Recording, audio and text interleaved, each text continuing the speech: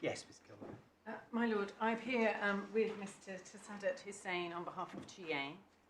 Mr. Gordon Lee and Mr. Ali Vandagani appear on behalf of Hussain, and Mr. John Paul Waite appears on behalf of the Secretary of State. Yes. Before I turn to anything, can I just check that everyone has had bundles? Now, I know we had a very helpful email from Lady Justice King's Clerk, and I hope, therefore, that the position on documents is clear, but it might nonetheless be worth going through what you've got. I don't think it's a good idea to go through documents. We've got so many documents, yes, and so many different versions of different documents that we'll just have to get there as we need to see them. I'm grateful, Marie. The second sort of housekeeping or preliminary issue is the skeleton argument that you received on behalf of GA, which is supported by Hussain, in relation to the new argument that the Secretary of State has raised about whether JCWI was correctly decided or not. Yes. Well, I think the position on that is that we will hear all the arguments, but you can assume that if we are thinking of deciding that JCWI was wrongly decided, we will give you notice of that so that you can make further submissions, so that you don't need to proceed upon the basis that that is the issue before us. On the other hand, I think you accept, and Lord Justice Dingemans ordered, that what is or may be an issue is the extent to which JCWI and EP Albania are inconsistent. Yes, well, my Lord, I can certainly come to that in the course of my submissions, but I think what that means is that I won't address you on the matters that I've raised in the skeleton argument. I'll just move straight to the submissions as if that new point had not been taken, and then I can deal with it when you... Well, you can also deal with it. I mean, obviously it'll be up to...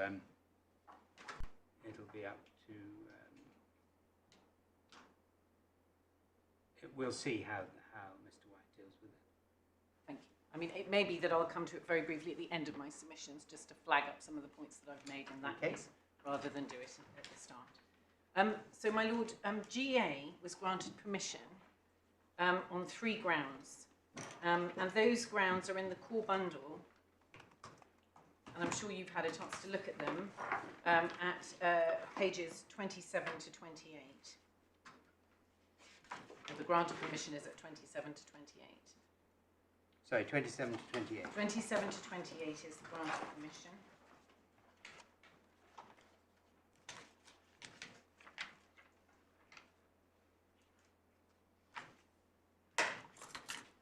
And the grounds themselves are at 51 to 56.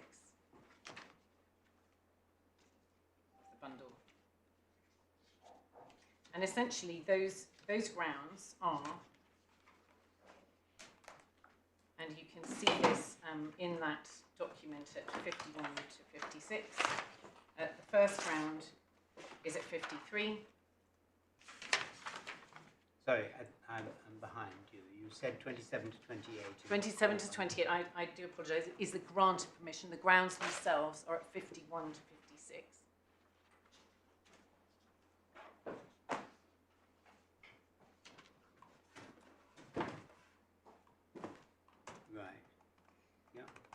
And they are first that the upper tribunal acted unlawfully and unfairly in determining the asylum appeal without an oral hearing. And that is put firstly on the basis of Osborne, and then on the basis of pointing out similar arguments found arguable in relation in respect to a challenge to the presidential guidance.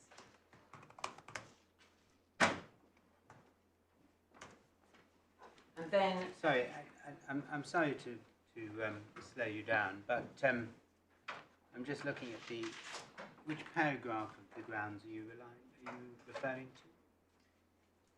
to? It's at page 53, and it's paragraphs 3.1 onwards, it's ground 1. Yes. So there's no neat encapsulation of the point, it's just some lengthy... Well, they are in the skeleton argument, they are encapsulated in our skeleton argument, and you will have that in two places. You'll have the reference skeleton argument, which came through, which you probably got separately. Which paragraph of the skeleton argument? It's paragraph 1, the skeleton argument.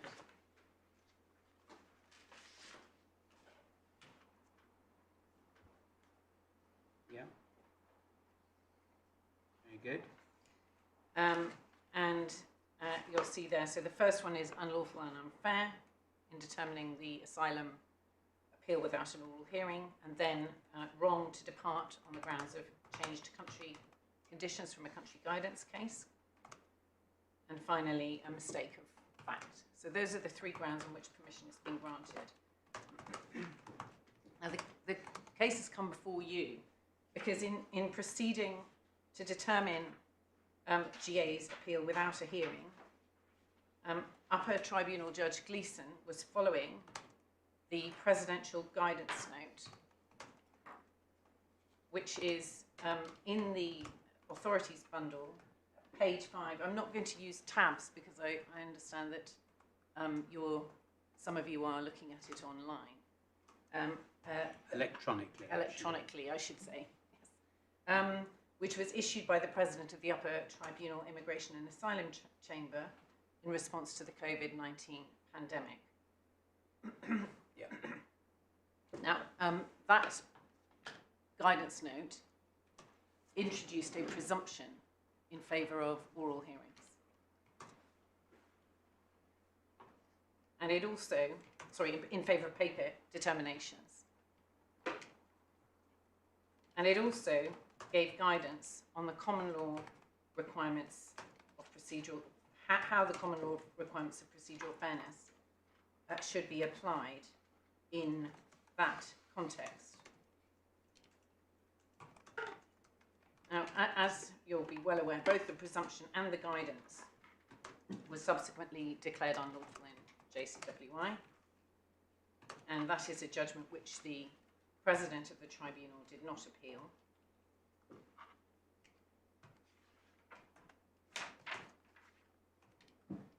But although the this claim raises the consequences of that finding of unlawfulness in the guidance, and also of the guidance itself for GA's appeal. And from the grant of permission and also from discussions in this courtroom, it's clear that there are other cases before the court. Indeed, I'm instructed in a couple of them, which also raise that issue. But although the unlawfulness of the guidance, and I'm going to call it the PGN if I may. Well, can we distinguish between the SPT's guidance and the President's guidance? Yes. Which one are you calling which? So the PGN is the President's guidance. The President. We just call it the President's guidance. Right. It's so much easier. I'm happy to do that. And the SPT's guidance. The President's guidance, the unlawfulness of the President's guidance is at the heart of what went wrong in GA's case. Although that's undoubtedly true, it's important to remember that the issues before the High Court in examining the lawfulness of that guidance were not the same as those that are before this court. The principal issue before the High Court at the hearing in October 2020 was whether the guidance was unlawful, and in the end, that largely turned on a question of interpretation. And the reason it turned on a question of interpretation was because there was a large measure of agreement between the parties about the applicable law and what it meant for appeals in the Upper Tribunal Immigration and Asylum Chamber. And in particular, by the time of the hearing, the President had accepted that a presumption in favour of a paper hearing in UTJ, may I use that abbreviation, UTJ, would be ultra vires of his powers and incompatible with the overriding objective. So that was not in dispute, that such a presumption would be incompatible with the procedural fairness and also ultra vires. And he also agreed, and we can see this when we look at the judgment, that appeals of the type that are heard in UTJ could not, applying those principles, normally be decided on the papers in practice as well as a matter of interpretation. And the reason for that agreement is set out in section 6 of the JCWI judgment. And I'm going to come to that because that aspect of the judgment is important for the exercise that this court will need to do in appeals of this type and in this appeal.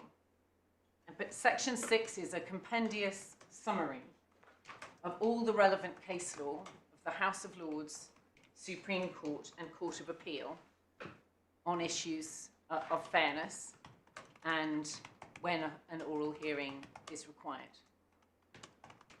That case law, as Mr. Justice Fordham explains, was set out in that way in that section of the judgment in order to explain why the President had accepted that oral hearings, that paper determinations could not be the norm in UTJ.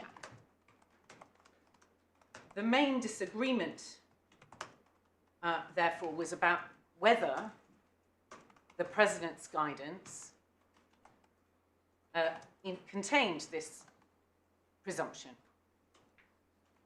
Whether properly interpreted, that was what the guidance meant. And as far as the law was concerned, the disagreement focused on whether importance alone could necessitate an oral hearing, because that was another aspect of the President's guidance, or whether individuals needed to show something more, such as utility of an oral hearing in order for one to be required. And we'll see when we look at the judgment that even on that disagreement on the law, by the time the hearing was concluded, there was little disagreement, even on that. So in these appeals, and in this appeal, following on from JCWI, the focus of the challenge is different. It's on the lawfulness and the fairness of the judge's decision to dispense with an oral hearing. Now, in my submission, my Lord, it's reasonably obvious that since the President's guidance was intended to guide judges, and since it led to a radical change of practice, that's not in dispute, from appeals normally heard orally to normally determined on the papers, and that's all recorded as a matter of fact in the JCWI judgment, the working assumption of those involved in the system is that the judges were following the President's guidance and applying the presumption. That was the working assumption at the time. Now, if that is correct, and we're going to come on to what happened in GA's case, but if that's correct, clearly, in my submission, their decision would be unlawful as a result of the concessions and the conclusions in JCWI. But in any event, this court, as I've already indicated, will need to examine and may wish to examine whether the judge's decision to proceed on the papers was fair in the light of the applicable law in section 6 of JCWI. That's a summary of law from those other courts. Now, can I just, before I come to the facts of GA's case and the issue, how the issues arise here, just deal briefly with EP Albania. EP Albania was dealt with a set of applications under Rule 43 of the Upper Tribunal Procedure Rules. Rule 43 is an aspect of the tribunal's reviewing powers. It has another power of review, pending appeal in Section 10, but there is a separate power to look back at its own decisions in Rule 43 in specified circumstances. And it was that the appellants in EP Albania sought to exercise. But it's important to be aware that that is not an appeal. This is the tribunal looking back at its own decisions and, as it were, marking their own homework. And the right of appeal is still preserved. Can I just ask, from a Rule 43 review by the upper tribunal, there isn't a right of appeal anyway, is there? Well, that is one of the issues that the Court of Appeal will have to decide in a subsequent one of the cases in which I'm instructed. Right, okay. But even if there isn't a right of appeal, the reason why there wouldn't be a right of appeal is because there is an appeal against the substantive decision, which would encompass the matters considered in the Rule 43. So that's the way the structure of the Act works. And so, for those reasons, in my respectful submission, the status of the EP Albania judgment, reviewing its own decisions, is not equivalent to the High Court's judgment in JCWI. It is not a full judgment on all the issues of fairness and so on. I mean, quite apart from the fact that JCWI was considering the lawfulness of guidance rather than individual cases. But it has a different status and a different function, and it is a narrow review power.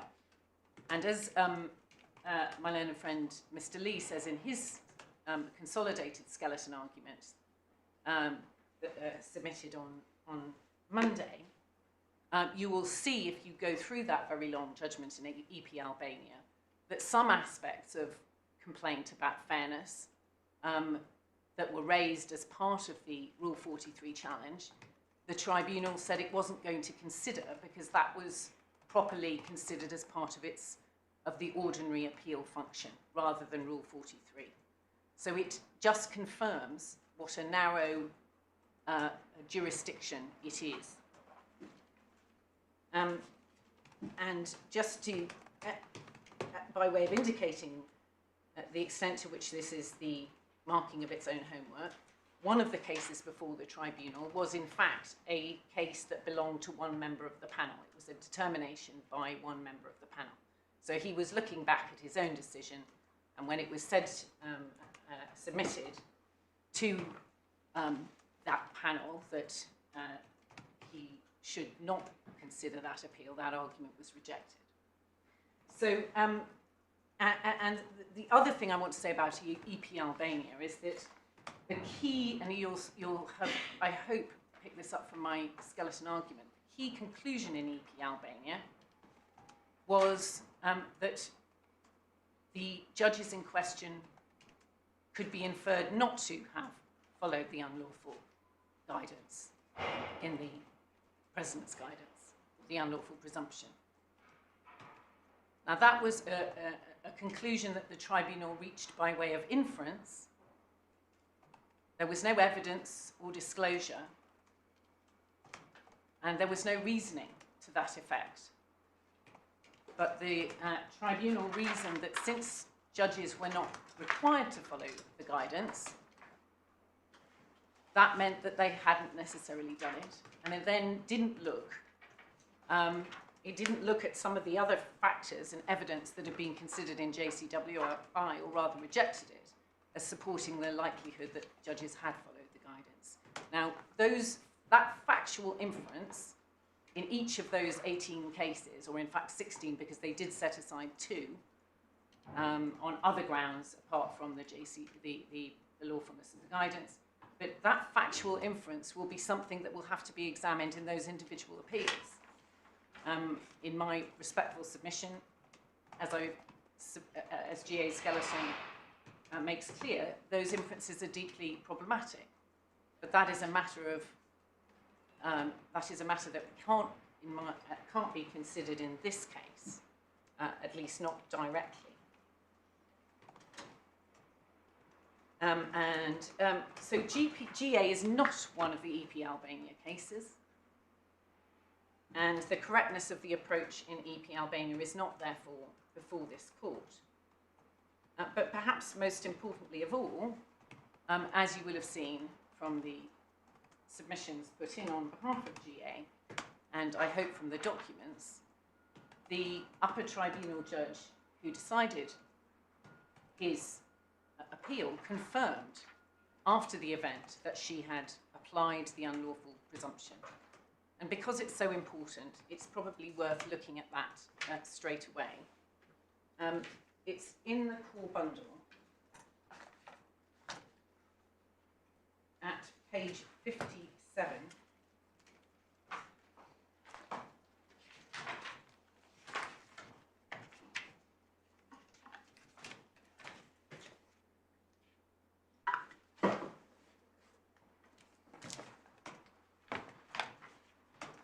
And then the decision starts at 58. And you'll see application for permission to appeal to the Court of Appeal.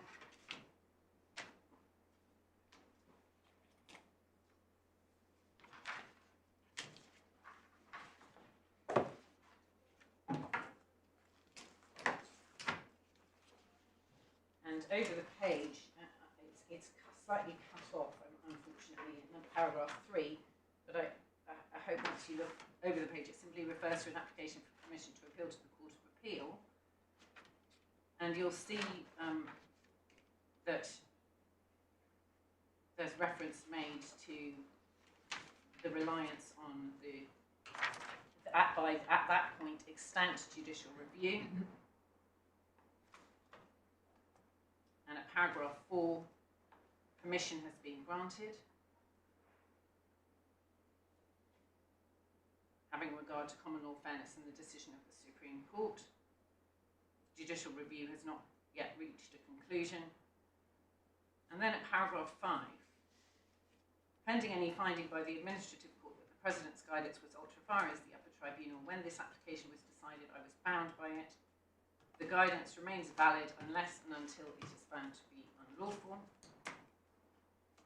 She then refers to upper tribunal Judge Bruce's triage directions, which are going to come on to those in a moment. Those are the directions which give a provisional decision that there's going to be a paper determination, inviting submissions. And then there is reference to submissions on the dated the 23rd of July, where the appellant's solicitors had asked for an oral hearing. That's one of the mistakes that was made by Tribunal Judge Gleeson, because she said they hadn't, when in fact they had. And that's presumably because the documents didn't reach her, but we don't know for sure. She then says at paragraph 8, there was nothing in these submissions which could properly oust the presidential guidance that there should be a presumption in favour of making error of law decisions on the papers rather than at a hearing. And in similar terms at paragraph 10, there was nothing in the detailed submissions which are fully set out in my decision to oust the presumption. So there's, and she then refuses permission at paragraph 12, referring to the second appeals test. So there's no doubt in GA's case that Upper Tribunal Judge Gleeson understood the guidance, President's guidance, to contain a presumption, and she followed it. And furthermore, she considered herself bound to do so until it was set aside.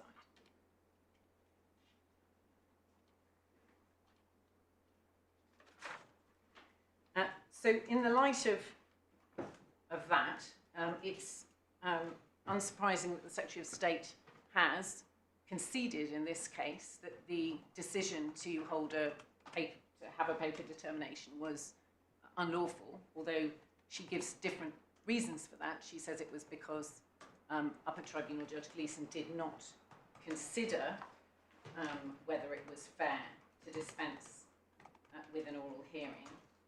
And just so you know what Upper Tribunal Judge Gleeson said at the time, it's that the determination is 65 to 70 of the bundle,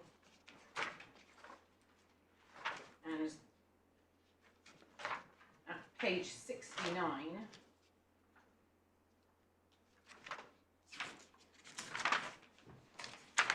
she says, I'm satisfied, and this is her full reasoning, that it is appropriate to decide whether the first-tier tribunal decision contains a material error of law, paragraph 24, on the basis of the decisions and submissions before me. And I should also, while we're here on this issue, ask you to look at paragraph 17. And this is the mistake about the submissions. It's on the page 68. The appellant did not ask for a hearing for the error of law consideration, but if a material error of law were found, he considered that a remaking decision would require a hearing and that the positive finding about his membership of PG7 in the United Kingdom should be preserved. So that that was a fair summary of the original submission put in, wasn't it? But yes, but it showed that she couldn't have seen the 23rd of July submissions. Yes, it was. That was a fair summary. He didn't ask for one. My learned friend has characterised that as a consent. Or not objection. Submission.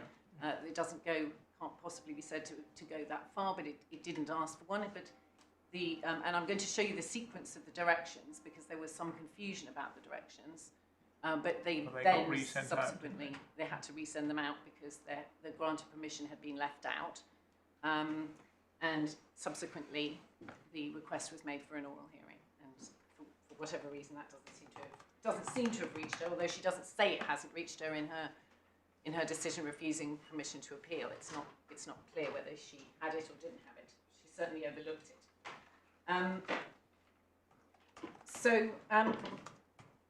That is what the Secretary of State has conceded. And has conceded that the determination should be quashed. Now, I hope that from the document I served on Monday, or GA served on Monday, it's clear why there's still a dispute between the parties. What the Secretary of State offered in a consent order dated the 7th of January 2022 was that the matter should be sent back to the tribunal to consider again whether there should be an oral hearing and to rehear the issue, rehear the error of law appeal, but potentially on the papers. And that doesn't meet GA's challenge. GA's challenge is that his appeal needs to be heard orally. Can I just ask something about current practice in the upper tribunal? My understanding is the pilot direction, so the senior president's practice direction was time limited. So was this guidance note, and both have expired. And now, in fact, most hearings, not all, but most hearings have reverted to oral hearings. Is that right? Well, precisely. My understanding is that once the presidential guidance note was quashed or withdrawn in these proceedings, the practice changed. Now, we don't have any evidence of that, but that is certainly the anecdotal understanding I have. And now these appeals are heard remotely, or I think now there is some now becoming live. Yes. Yeah. That was my understanding. I see your junior, who's probably best placed to know, is nodding happily behind you. Yes. So another reason why I'm not sure why the Secretary of State has made this particular offer, because it would obviously be significantly out of sync with what is occurring on the ground. But in any event, that is the remaining issue, as it were, in terms of what this court is being asked to order, is that the conclusion that it was unfair to determine his appeal on the papers, and that it should be reheard in the ordinary way. Now, on the issue of expiry, I'm not sure if, certainly it was renewed, the senior president's practice direction and also the President's guidance in September 2020. I'm not sure whether it has since been renewed, because I think they were time limited by 6 months. So I'm afraid I don't have the answer to that question, but I will find out. Thank you. So with that introduction, can I turn now to the facts of GA's case? And I will then, just to explain the structure of the submissions that I'm proposing to follow, I'm going to look at what happened in GA's case and make some submissions along the way, and then go back to JCWI and look at what was decided and agreed insofar as it's relevant to the issues that are before you. And in particular, looking at the case law on fairness that is summarised at section 6 of that judgment. And then I will conclude by explaining what those principles mean in the context of GA's case and wrapping up on his grounds of appeal.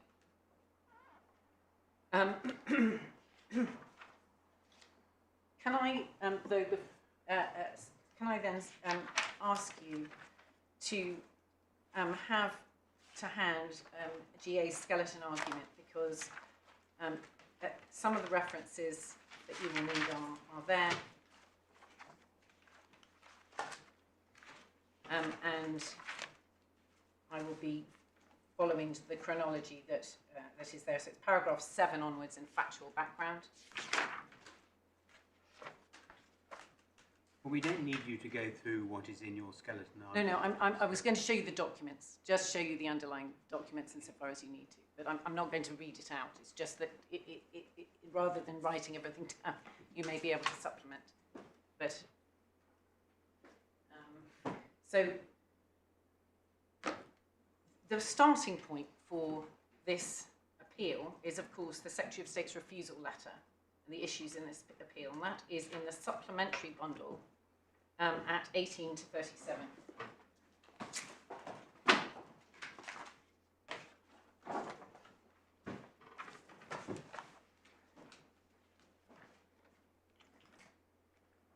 Sorry, I didn't quite get it.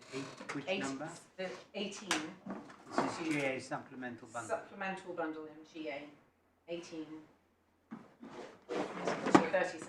I think some of us are using the hard copies for these bundles, so the tabs would be helpful as well. Well, it's tab 4. Thank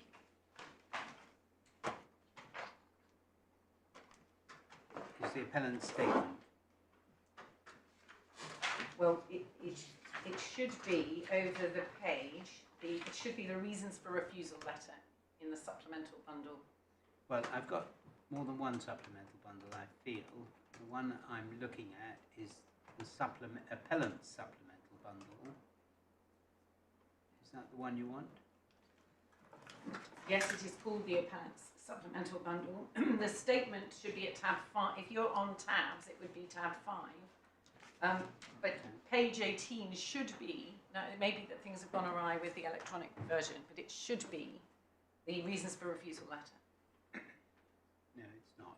Let me see if I can find it. It would be before the statement. Yes. It starts on page 19, electronically. 19 Right. of the electronic, thank you. I'm grateful to her. Right, I've got it now. So that's... Sorry, 20, I'm sorry, 21. It's 21 electronically. It's 20, 19 really. on the hard copy. Actually 20, but anyway. Don't worry, I'm there. So that's the reasons for refusal letter. That's the 5th of August 2019. And the point I want to draw out from this, I'm going to show you the paragraphs, is that the reasons for refusing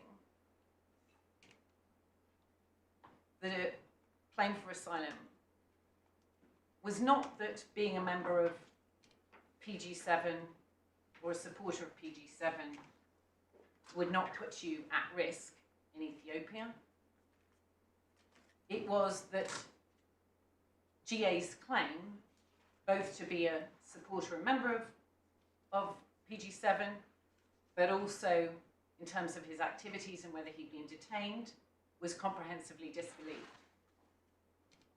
And so you can see that at paragraphs 44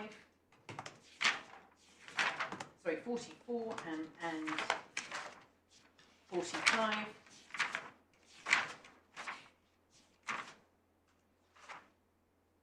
And 49.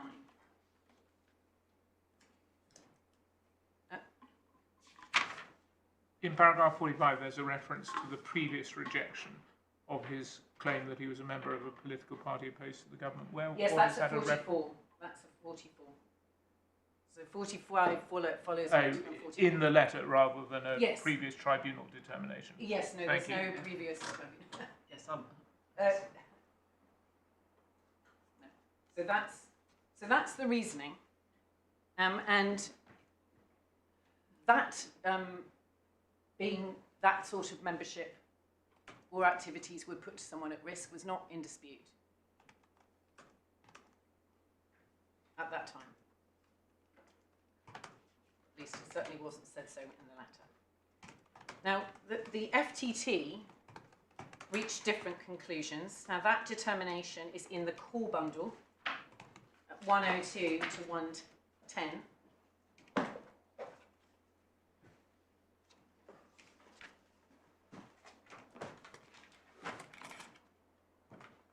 Hope those are the right page numbers. Yep.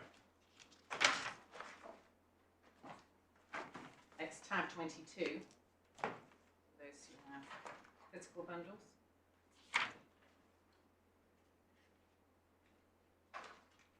And by contrast with the Secretary of State, the tribunal accepted that Which paragraph? GA, so paragraph 7,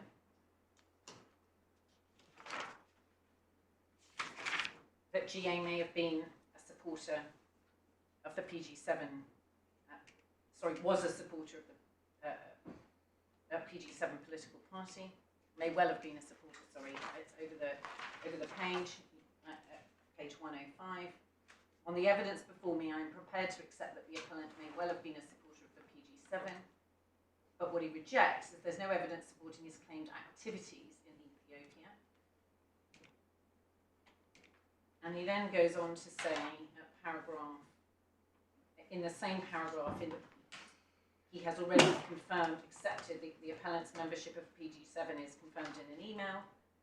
And he goes on at paragraph 8 to emphasise that it must be remembered the appellant is a member of the PG7 political organisation, and he effectively criticises the appellant for not having used that membership to gain information corroborating his activities in Ethiopia. That's paragraph 8.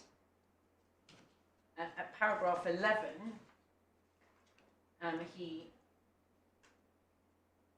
at the bottom of that page at 105, he states that the appellant's claim of being detained by the Ethiopian authorities goes to the core of his account. But he then over the page says there are significant discrepancies. That core account is fundamentally damaged. He doesn't accept those activities. And he then also, paragraph 12, rejects the claim that he's undertaken the surplus activities which would put him, this is a paragraph 12, at risk on return in Ethiopia. And he summarises conclusions at paragraph 14. This is on the risk as a result of PG7. I do not find the appellant's account, I do find it's not credible. As I've stated, he may well have been a supporter of the PG7 in Ethiopia, but I don't find it credible he'd ever been detained by the authorities. He may have been a member of PG7 in this country, but there's nothing to suggest he's undertaken any surplus activities which would attract the adverse attention of the Ethiopian authorities. In short, he's never been of adverse interest to the Ethiopian authorities. If he were to be removed, there would be no such adverse interest in him. Upon return to Ethiopia, he would not be at any risk. So that was the tribunal's conclusion. It accepted membership and support, but rejected previous activities and surplus activities. Now, again, importantly, in this determination, I haven't taken you through it, but the Secretary of State is not recorded as having made any submissions that the PG7 membership would not put somebody at risk. That there had been any change in circumstances. The whole determination proceeds on the basis that if you do come to the attention of the Ethiopian authorities as a PG7 member, you would be at risk. I don't understand that, because Yes. I thought paragraph 14 makes it clear that even assuming he was a supporter, Yes. if he had not been active, he would not be at risk, because it says never been of adverse interest to the Ethiopian authorities, and if he were to be removed, there would be no such adverse interest in him, so therefore not at risk. Yes, I may not have expressed myself well. What I mean is that there is no suggestion in this determination that membership, those who are perceived by the authorities or understood by the authorities to be associated with PG7 would be at risk. So there's no suggestion that it's not a risk profile. And that is why permission ultimately is granted. I'm going to come on to the grant of permission by Upper Tribunal Judge Bruce in a moment. But I'm just seeking to establish, because what we're going to see is that the reason that the appeal is refused by Upper Tribunal Judge Gleeson is that there has been a change in the risk profile for PG7 members. None of that is suggested as the basis for rejecting the claim here. What is said here is, I reject your claim to be at risk because of your past activities or your surplus activities. Now, perhaps it will become clearer, the point that I'm making, when I go on to what Upper Tribunal Judge Bruce said in granting permission. So Upper Tribunal Judge Bruce granted permission on the 18th of May 2020, and that grant is at 90 to 91. The bundle.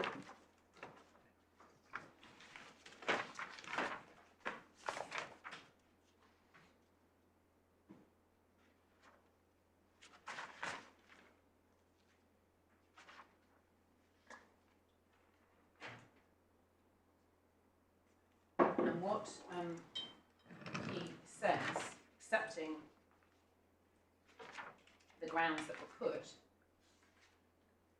that they were arguable, is that the tribunal, it's arguable that the tribunal failed to lawfully apply the principles underpinning the Refugee Convention to its own finding that the appellant is a member of the Ethiopian opposition group PG7. It's arguable that having made that finding, the tribunal did not proceed to consider whether holding such political views would place the appellant at a real risk of harm in Ethiopia today. Such a claim was not dependent upon any of the past persecution claims being made out. And essentially that argument depended, or was based on the decisions of the Supreme Court in RT and HJ, confirming that individuals are not required to suppress their political activities in order to be safe. So in other words, the fact that he hadn't yet come to the attention of the Ethiopian authorities as a result of his support and membership of the PG7 didn't mean he wasn't at risk if it could be shown that he would do. Would be unless he suppressed his political activities. So that was the argument put in the grounds, and that was the argument accepted by Upper Tribunal Judge Bruce to be arguable on the 18th of May. Which is the Supreme Court case? It's RT, following on from HJ, and it may be worth turning it up quickly now rather than coming back to it, because it's essential to these grounds. So it's in the authorities bundle Just before we leave Yes. this, if that's all right. In fact, although it is dated 18th of May at the bottom, this must have been produced after 10th of July, because it says at the top, unnecessary to hold an oral hearing of the application for permission to appeal. And we have earlier on the note and directions that he sent on the 29th of May. Yes. Well, can I explain the chronology? There is a chronology. It's very confusing. Yeah, But no, there is a chronology in this core bundle, and it probably is worth me spending a little time exactly on what happened here, because the Secretary of State in her submissions has misunderstood what happened. So the structure of the President's guidance was that you would grant permission, then you'd make directions, yeah, and the directions would contain a provisional decision to determine matters on the papers before you had any submissions from any party. And you would then invite written submissions on the issues of substance, and I will show you the guidance notes so that you can see, and also, if so advised, submissions that an oral hearing was necessary. And there was a strict timetable for that. Now, in this case, the directions went out on the 29th of May. They should have been accompanied by the grant of permission. So where it says at the top there, I've made that decision, he obviously made it at the same time as making the directions, or prior to making the directions. He'd made that provisional decision. But the decision on permission did not accompany the original directions. And you can see that at page 21 of the core bundle in the chronology.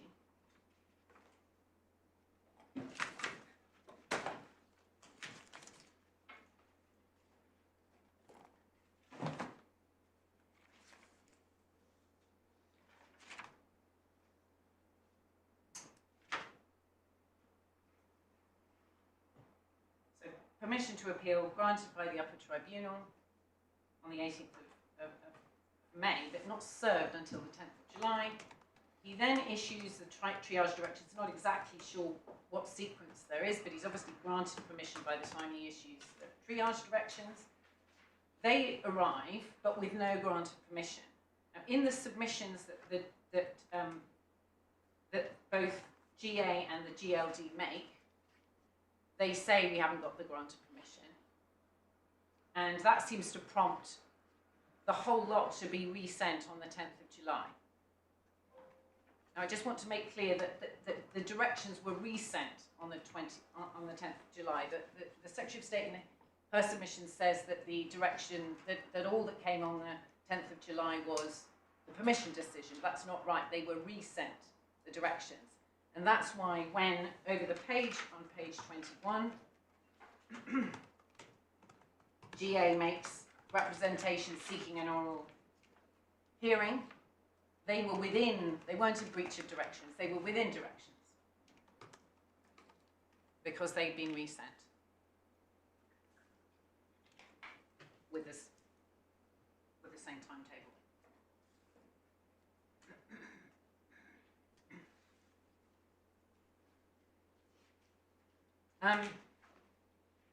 So RT is in the authorities bundle at page 665, and if you have a physical version, it's tab 32.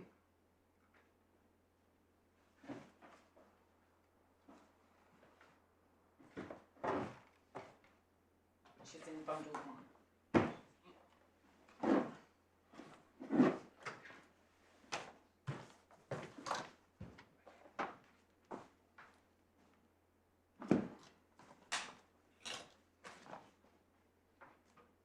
And probably the best place to start is the head note.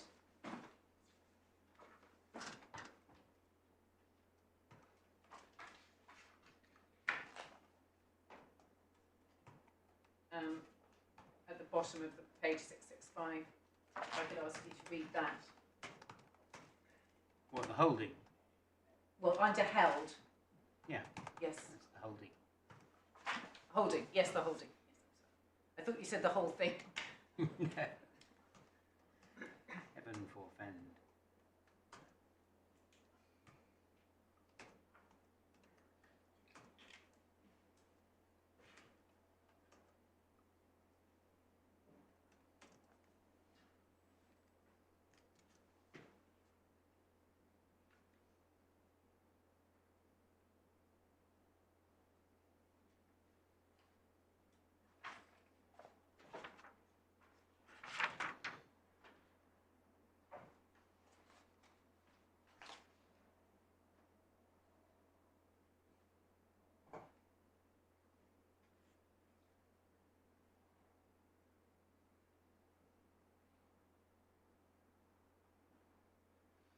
Yes.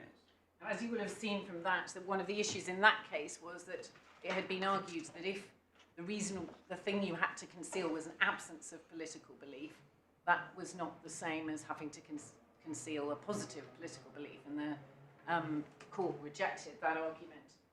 The key reasoning is in Lord Dyson's judgment at paragraph 25 to 28, referring back to H.J. Iran.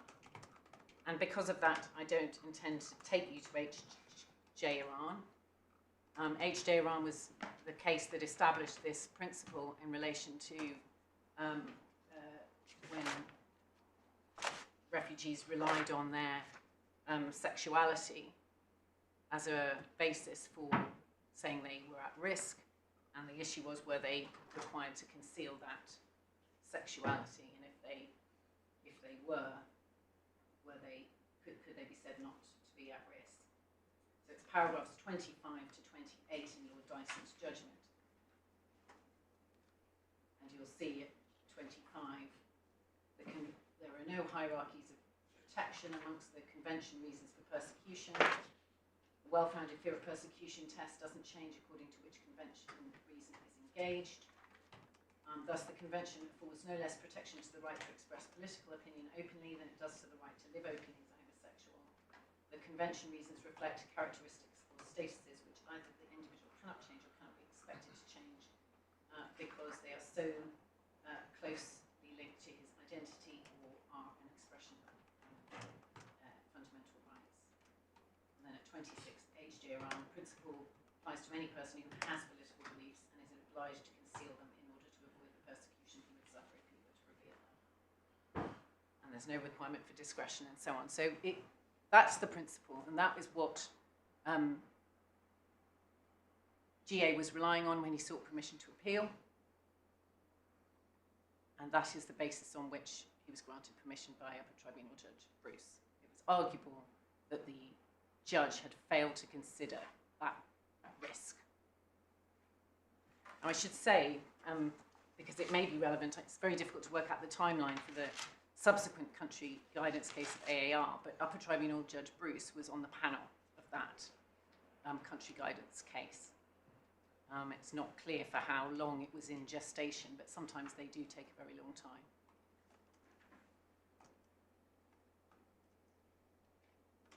So when was AAR actually promulgated? Well, it was promulgated very recently, almost a year after it was heard, as far as I can tell. AAR is at tab 14 of this same bundle if you're in an electronic Thank you. version.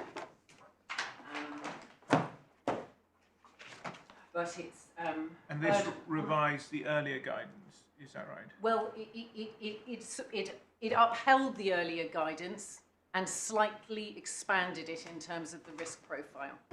So, in other words, it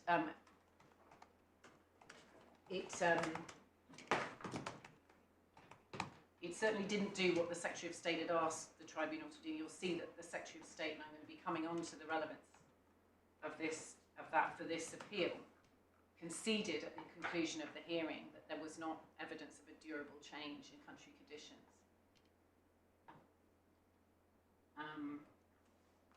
But there's an explanation of one aspect of the judgment, which makes it clear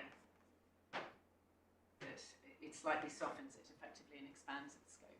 So this is at page 43 of the bundle. Now, it was heard on the 24th of February 2021, but it's just been handed down. It doesn't have a, I'm not sure what the date is. Hand down, but it's very recent.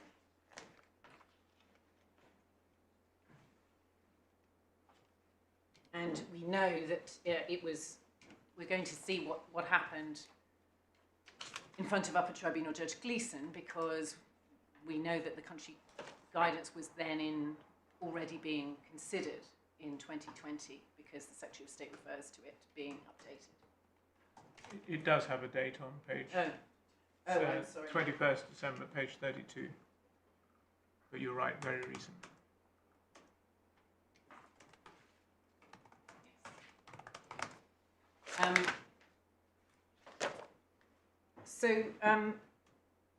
That is what the grant of permission. Now, he then made the provisional decision that I referred to. And it's important to emphasise at this stage that these provisional decisions never had any reasons. So in none of the cases that you will see that coming from the tribunal, do those provisional reasons provisional decisions start to dispense with an oral hearing have reasons?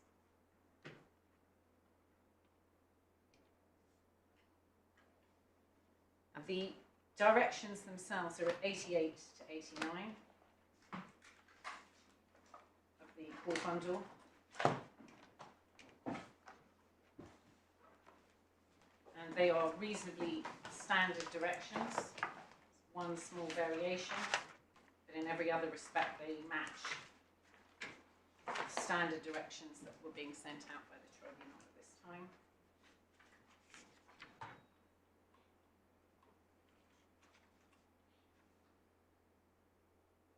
And you'll see paragraph 1, further to my grant of permission, I've reviewed the file of this case, and I've reached the provisional view that it would be appropriate to determine the following questions without a hearing.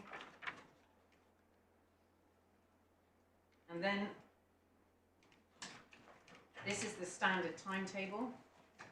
The appellant has leave to submit further submissions in support of the assertion of an error of law and whether it should be set aside if an error of law is found. This is the variation. Any such submissions should in particular address grounds 2 and 3 which are not particularised in any detail, so that was a particular direction in this case. But then we return to the standard format. These submissions are to be filed and served on all other parties no later than 14 days after this notice is sent out. So it's 14 days for the written submissions of the appellant. And then the Secretary of State may file and serve submissions in response no later than 21 days after this notice is sent out. Again, that's standard, so the Secretary of State has 7 days to respond.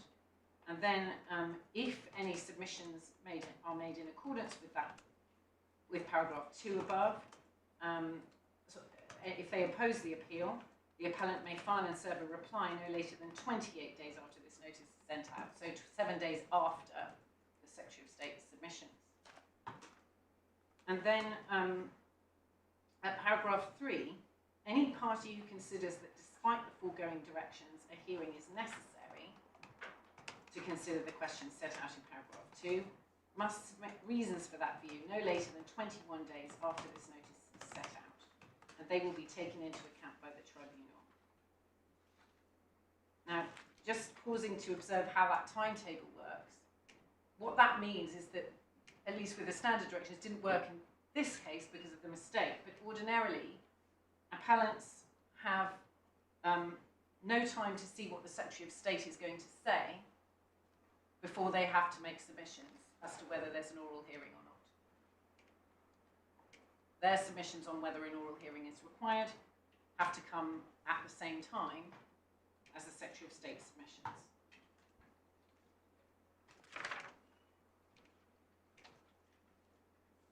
And it then says the directions in paragraph 2 above must be complied with in every case. Further on in the bundle at page 90, we then see the notice. As I say, this notice was sent on the 1st of June, these directions, but the subsequent notice at page 90 was then being resent, and you can see that it's the 10th of July. Also enclosed, the application for permission to appeal has been granted, a copy of the decision is enclosed. Also enclosed are a notice and directions regarding the appeal, please read these carefully. And then the grant of permission is on the following page. The directions haven't been reproduced because you've already got them, but they were sent with this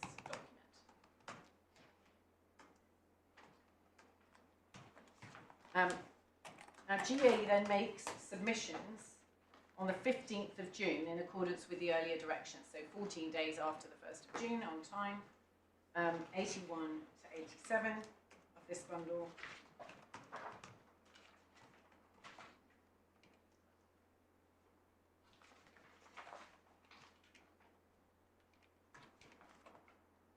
Round 1 is the failure to make findings on material matters.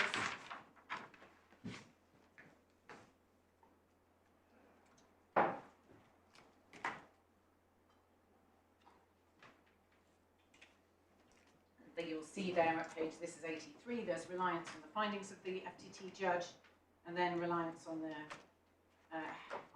case of MB 1.4 in supporting that as a member of an opposition group in Ethiopia, namely the PG7, he will be at risk of persecution upon return.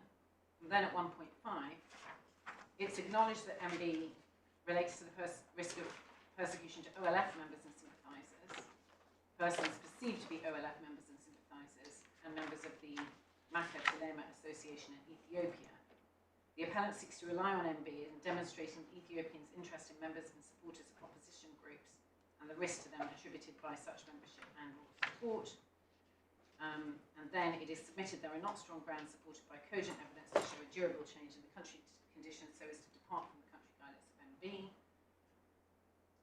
And there's reference to country material which the appellant had relied on in his skeleton argument for the FTT at 1.7. And you'll see at 1.8 there are reference to RT. And then at 1.9, reliance on the background material in his skeleton argument. And 1.10, a summary of those submissions. In view of the above submissions, it's submitted that FTT has failed to make findings on the risk to the appellant upon return due to his political opinion of being a member of the PG7 and as an opponent to the Ethiopian regime. And there are then other grounds that are relied on, for which permission has been granted. One is an Article 8 ground, one is irrational material and findings of fact. So there are challenges to some of the conclusions about credibility as well. And then the Secretary of State responds to those submissions. Sorry, Yes. can we just look at paragraph 4.1, because that was originally the decision or the representation Yes. was that there shouldn't be an oral hearing of the error of law point, but there should be if there was credibility findings. Is that right? Well, it doesn't. In my respectful submission, it simply deals with what it doesn't deal with how the error of law hearing should be conducted. But it does ask for the. I mean, it is slightly oddly worded. Matters involving the making of an error of law to be reconsidered as an oral hearing. But in any event, whichever approach you take to it, it's not express. It's not expressly It's not saying, consent. No. It's not consent, but it might be- doesn't. I think it's fair to say, as I said, I accept what Upper Tribunal Judge Gleeson said about it. It doesn't. This document does not ask for an oral hearing at this stage, but it's not intended to. I showed you the directions. In fact, what the directions say is that you make that submission in 21 days. Now, that didn't happen in this case, but the directions are oddly structured in that the appellant has to make submissions on the error of law in 14 days, and then on the oral hearing question in 21 days, and they're separated out. So at this stage, he wouldn't have been expected to deal with that question. And then there was, at this stage, no separate submission on the question of oral hearing. No. Until we then get the clock restarted on the 10th of July. Yes. So what you then get is the Secretary of State's, so there's no submission at that stage. What you then get is the Secretary of State's submissions. Now they're dated the 17th of June, but it seems it must have been a mistake. Certainly they weren't received until the 23rd of June. And you can see that from the Upper Tribunal Judge Gleeson's determination. That's only 2 days after the appellant submissions.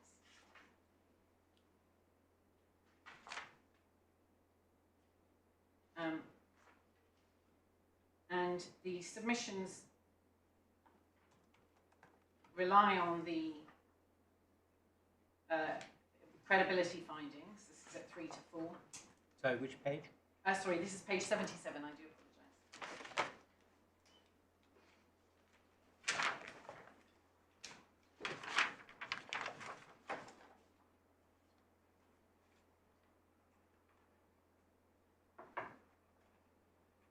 Rely on the credibility findings at page 3 to 4. Having rejected the claimed account of events in Ethiopia, this is paragraph 4, sorry, paragraphs 3 to 4, it is submitted it's in this context that any membership of PG7 acquired within the EU must be viewed. And there's talk about the lack of evidence. And then paragraph 5, reliance on the lack of evidence of surplus activities.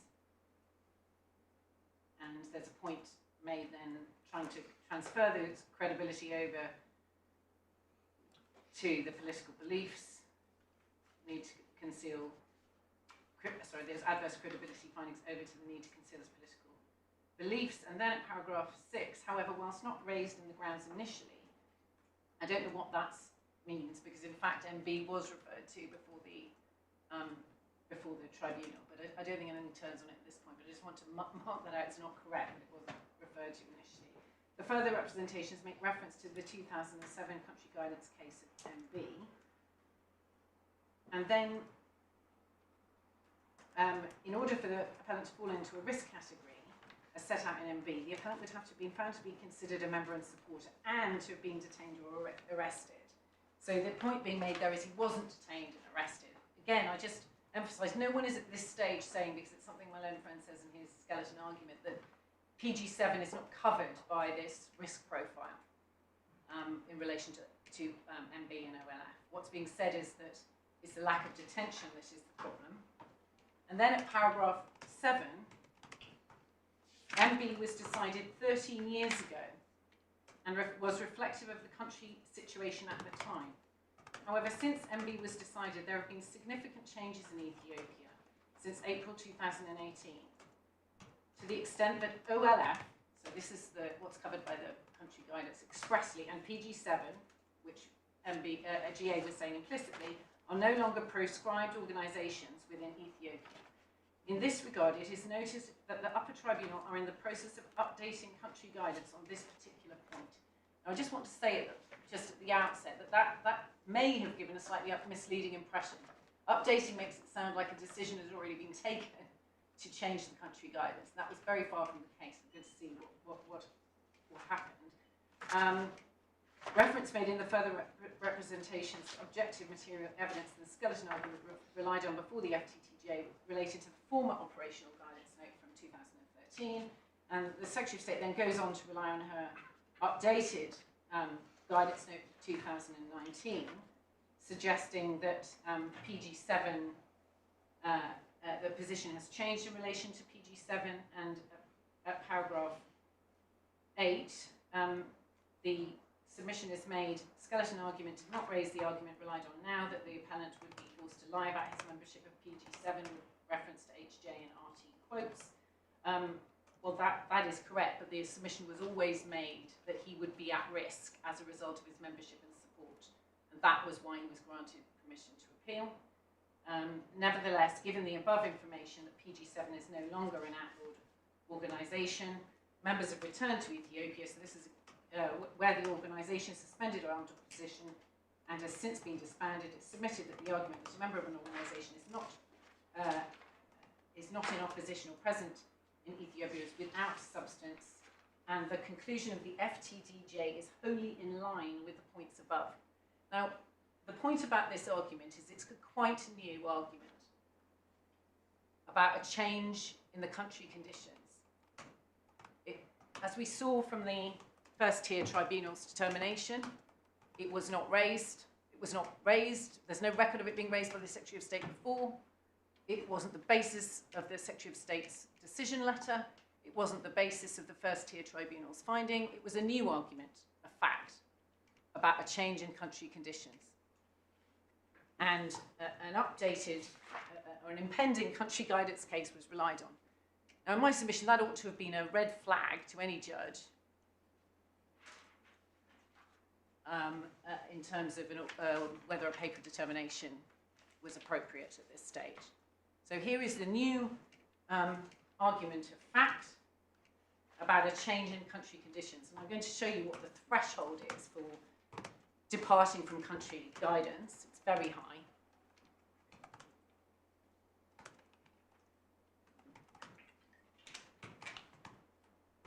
GA in his response rejected that argument, and the response is at pages 73 to 76 of the bundle.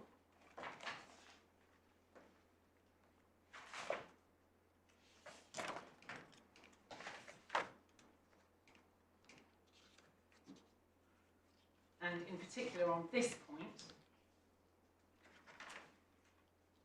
at 1.8, these are the submissions that come in reply, so this is at the 28-day point. The following submissions are prepared in response. This is at 73, and then 1.8. It's submitted the background material contained within the appellant skeleton argument post-states MB and supports that the Ethiopian regime continued to target members and supporters of opposition groups in Ethiopia. And then at 1.9, the GA responds to the Secretary of State's reliance on one passage of the CPIN Ethiopia document by saying the other extract that he had relied on in front of the tribunal was still relevant to the appellant's case, notwithstanding country changes in Ethiopia. And this is dated the 29th of June 2020, is it? These submissions, yes. Because the bundle doesn't actually they are unhappily not dated. And the Yes, bundle... I apologise. No, it wasn't you that prepared them, but they don't appear to be dated, and I can't see the letter under which they're sent. Yes. Well, I can't see the letter here. It may have just been omitted from the bundle, but there's no question that that's the date, and you can see it from subsequent documents.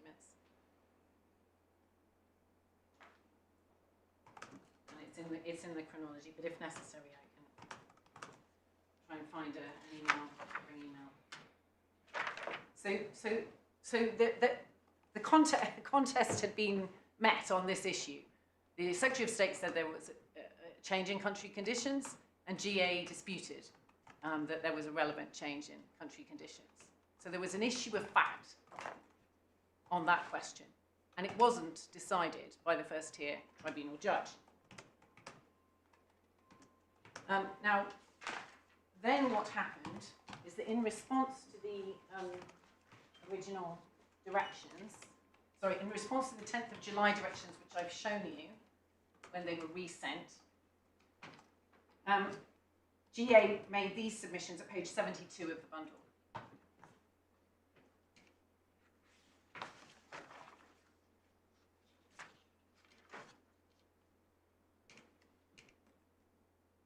And you'll see there that there's reference to the date of the subsequent submissions. The appellant seeks to rely upon his grounds of appeal dated 1st of April and his further submissions dated 15th of June and 29th of June. He requests for an oral hearing to enable him the opportunity for oral submissions to be made by his legal representatives on his behalf. The appellant contends it's necessary for oral submissions to be heard and considered in his case due to the nature of the matters raised in his grounds of appeal and his further submissions, and due to the matters in dispute between the parties. He then says, in addition to the above submissions, the appellant requests for an oral hearing to enable him the opportunity for oral submissions to be made on his behalf in light of the upper tribunal determination promulgated on the 10th of July that rejects some of the appellant's grounds of appeal. I'm afraid I don't know what that refers to, because in fact all of the permission was granted on all grounds. So I'm not sure what that bit is about, but certainly paragraph 3 is clear. That's the nature of the matters raised in the grounds of appeal, and his further submissions, and the matters in dispute between the parties. So, yes? Can I just ask this question? These further submissions were in time, because although it's not in our bundle, the directions of the 29th of May were resent out again. Yes. And they said 14 days, 21 days after the date on which this is sent out. Yes. Yeah, so in fact, although I well understand why there was duplication avoided by putting the directions in, it would have been nice to know that the letters did contain those further directions. Right. Yes, I have taken explicit instructions on it. They were received by post, according to my instructing solicitor, so there isn't a document that confirms it. No. But I don't think anyone has ever suggested before that there is an issue of breaching directions. But even if there had been, the point is these submissions have been put in on the 23rd of July, and the determination was the 2nd of September. There was plenty of time for them to be taken into account, and in the light of the importance of fairness, breaching directions would, if that had happened, which it didn't, would not have been a good reason not to consider them. So that was the request, and we then, I've shown you what the response was in terms of the oral hearing from Upper Tribunal Judge Gleeson, but I now want to show you what she did on the substantive issue, because that, in my respectful submission, shows just how unfair this process was for GA. And the decision is turning back to it. Apologies for going back. It's at 65 of the bundle.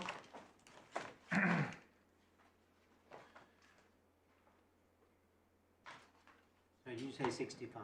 65 is where the determination starts. And just, it says heard at Field House. I don't know what that means. Presumably it means decided at Field House on the 20th. But in any event, that's the date. So it's over a month after those submissions were received. And then promulgated on the 2nd of September.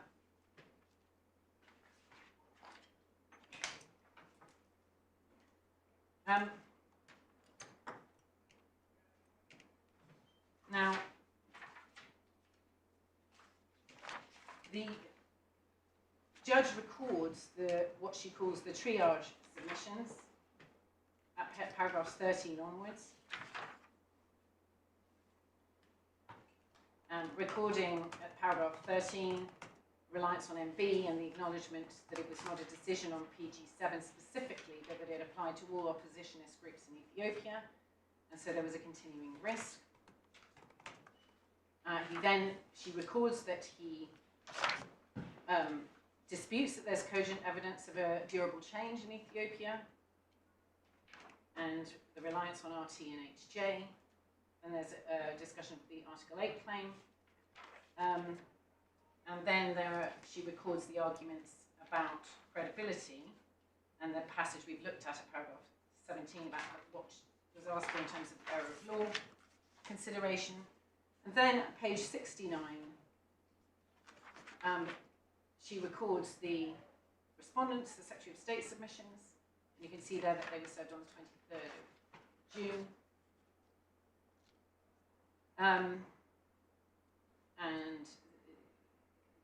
records them as identifying the circularity of the 3 points, which will turn on his membership of PG7. And then at 20, the reliance on the country guidance note, and at 21 to OLF and PG7 not being prescribed organisations. And then recording at 22 also that the issue of whether an oral hearing was required was not addressed. She's therefore taken to concur. And then at paragraph 26, she rejects the argument in relation to the untranslated documents. And then her reasoning on the PG7 point, the point on which permission has been granted, is at 27. The up-to-date country evidence before the first tier judge, so it's all about this new finding of fact, as set out above, was more than sufficient to be cogent evidence of a durable change of circumstances in relation to oppositionists in Ethiopia and PG7 in particular. The evidence now is that the party no longer exists, is not prescribed, and has ceased armed oppositionist activities, preferring to join with other parties to seek democratic change through the political process, even if he is an active member, which the judge did not find to be credible. Now that's a mistake, because he actually did find it to be credible. That was not sufficient to establish a risk on return on the present evidence.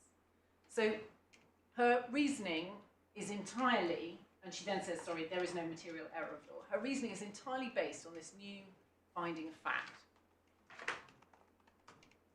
and a departure from the the country guidance case in MB.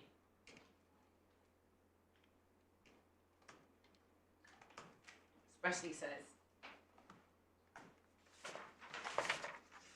that that's what she's doing. Durable, that phrase, durable change of circumstances, is all about meeting the threshold for cogent evidence of durable change of circumstances. It's all about meeting the threshold for departure from country guidance. So that is what she's doing.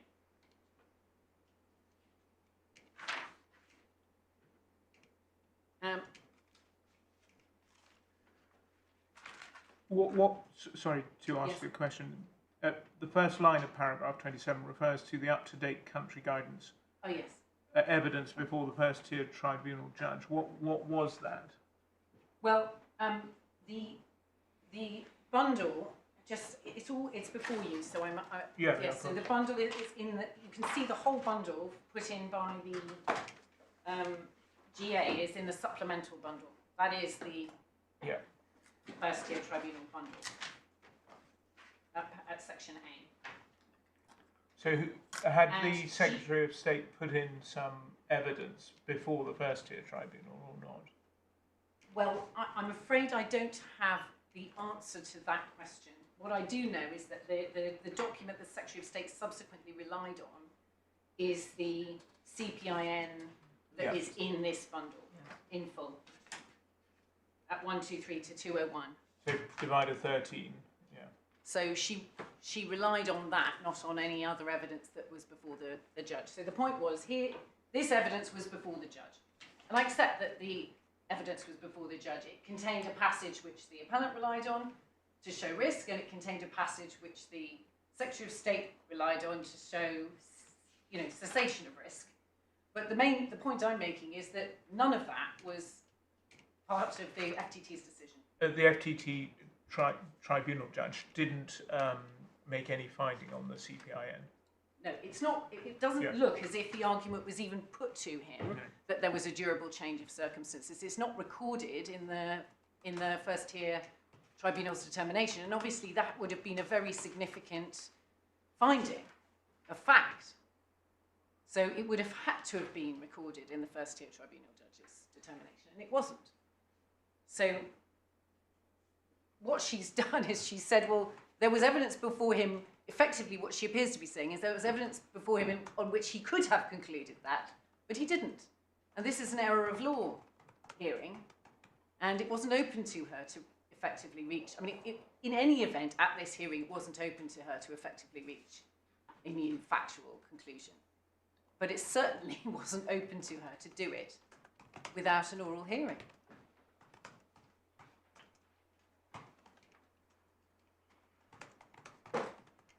I want to show you, because I think it is relevant to some of the points I'm going to come on to in relation to the law on oral hearings. What happened when there was an oral hearing on this issue in AAR?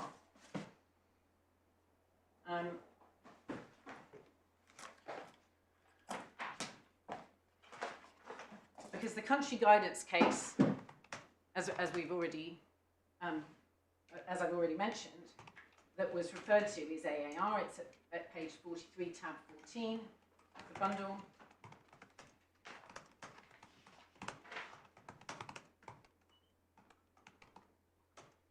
And at paragraph 2, Sorry, tab 14. tab 14, page 43 is the start of it. It's page 46 that I'd like you to look at, paragraph 2.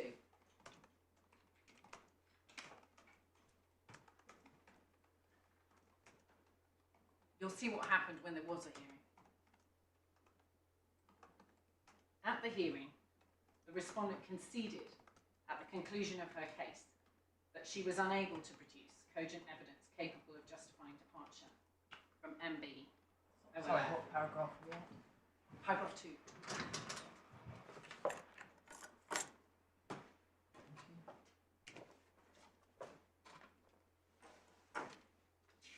She was unable to produce cogent evidence capable of justifying departure from MB.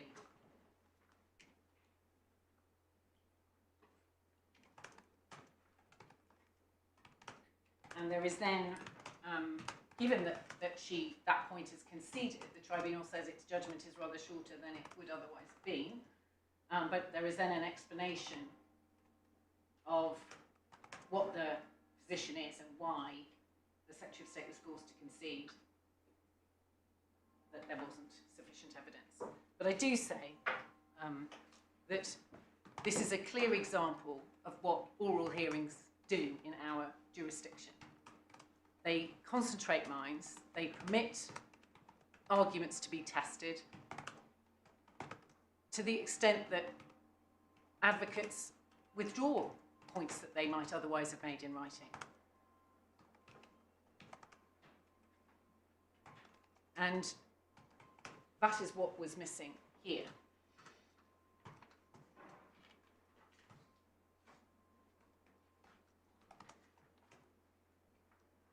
Now, my lords,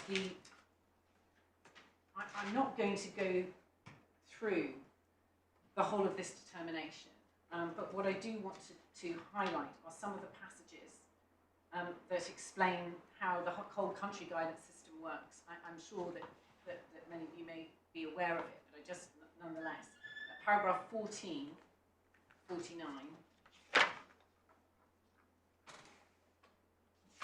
the tribunal quotes the threshold.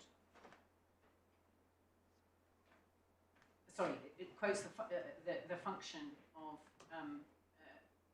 country guidance.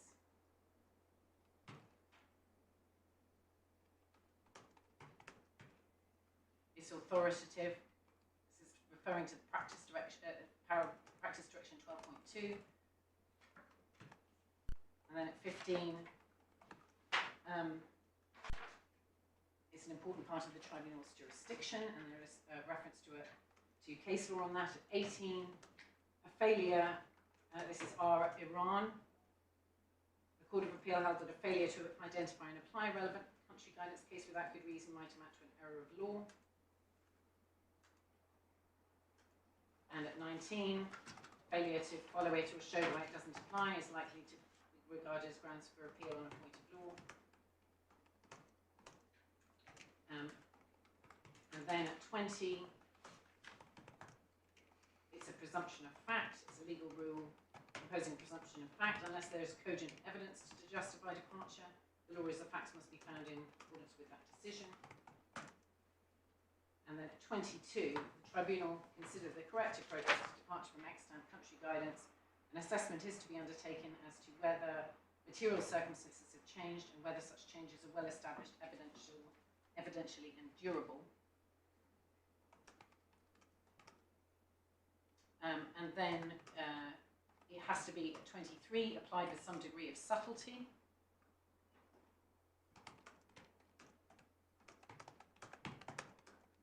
And it will carry considerable weight, even in, this is at 23 in the halfway through that paragraph, even in the case where departure from the guidance is justified. And it's the burden is on the party at 24 seeking to persuade the tribunal to depart from it to reduce the evidence justifying that departure. And my lord, there are 2 Court of Appeal authorities in the bundle and also referred to in the skeleton argument, which confirm that approach.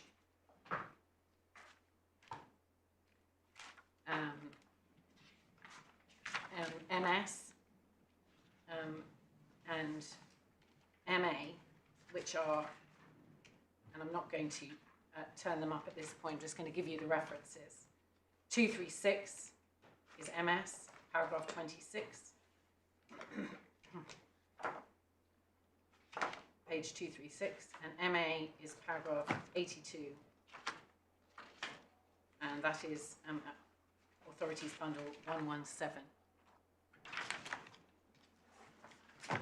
So it's a high test for departure.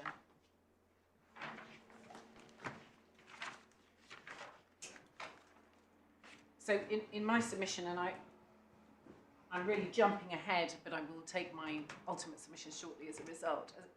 It was both unfair to determine this question of fact without an oral hearing, and it was a material error of law because there wasn't a proper basis for departing from country guidance. All the tribunal had was an assertion by the Secretary of State that matters had changed based on a passage in a country guidance note, which was disputed. And furthermore, it wasn't a finding of the first tier tribunal judge. So on any view, this was the wrong approach to this error of law appeal. She should have allowed the appeal, and if she thought this matter was relevant, it should have been determined on remittal by the first tier tribunal. That's what she should have done. And she also made the mistake of fact that I've highlighted. So that's the factual matrix in this case. And what I want to come to now is JCWI. Before that, and Yes. just simply so I can record your Yes. submission, as you've already told us what the end should be, Yes. what do you say should then be the order made by this court in relation to the ultimate disposal of this appeal, remitted to first instance because Yes. it's all got to be dealt with? Yes, my submission is that it should be remitted to the first tier tribunal judge on the basis it's clear that there is a question that has to be considered which the first tier tribunal judge didn't consider. In other words, the basis on which permission was granted, which is the risk based on his PG7 membership. And But could that not equally be, I mean, now that the issue which appears to have diverted the upper tribunal judge, namely whether there had been a change of guidance, has been put right authoritatively in AAR, can it not all be determined by an oral hearing before the upper tribunal? well, but the oral hearing that would be sent back would be on the material error of law. No. So Oh, I see. it's treating that as set aside. I mean, if it was set aside, quite often the remaking of the decision. Oh, the remaking could be sent back to the upper tribunal. Yeah. I accept that. All I'm saying is that what shouldn't be sent back is The has error there of law. been an error of law in the Yeah. FTT?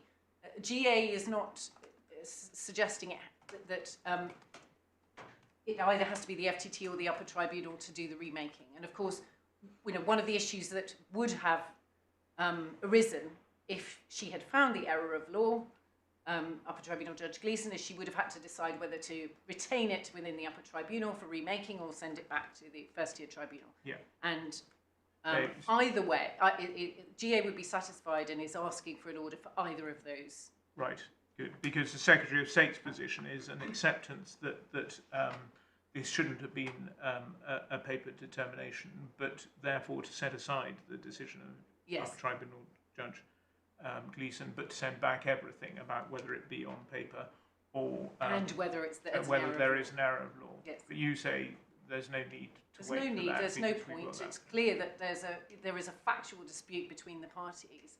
There's an acceptance that it wasn't dealt with, this issue, by the first-tier tribunal from the very fact that there is now a factual dispute between the parties about the risk to PG7 members. And it plainly, there's an error in failing to address it, and it needs to be remitted to deal with the substantive issue. Sorry to have interrupted. Yes, so that's what GA is asking for. So can I now come to the role of the judgment in JCWI and the exercise that you have to go through.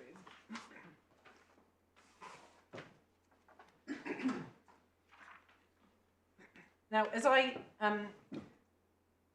explained in opening, the president of the tribunal conceded before the hearing that if the president's guidance communicated a presumption, it would be unlawful.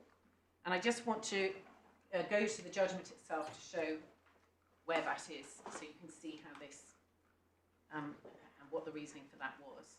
So it's the judgment is at 243 of the bundle.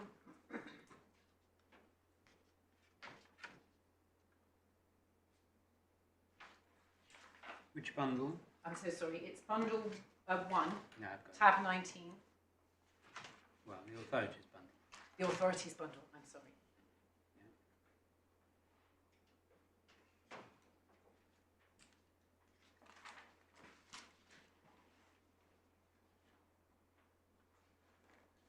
And you can see the judgment starts on page 247,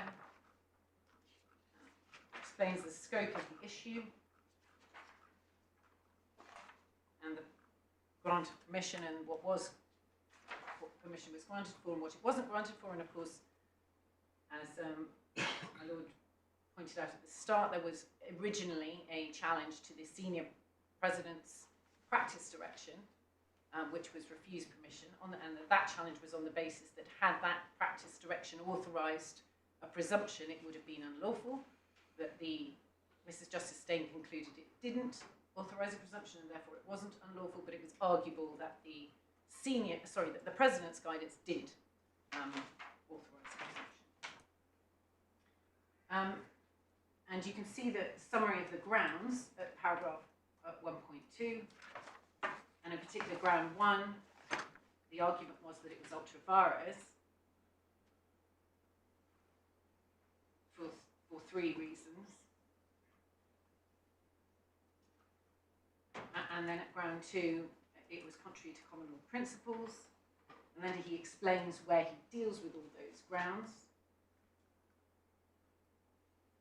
And he then describes, and this is the most important part for this stage of the explanation of this judgment, an agreed consequence and an explanation.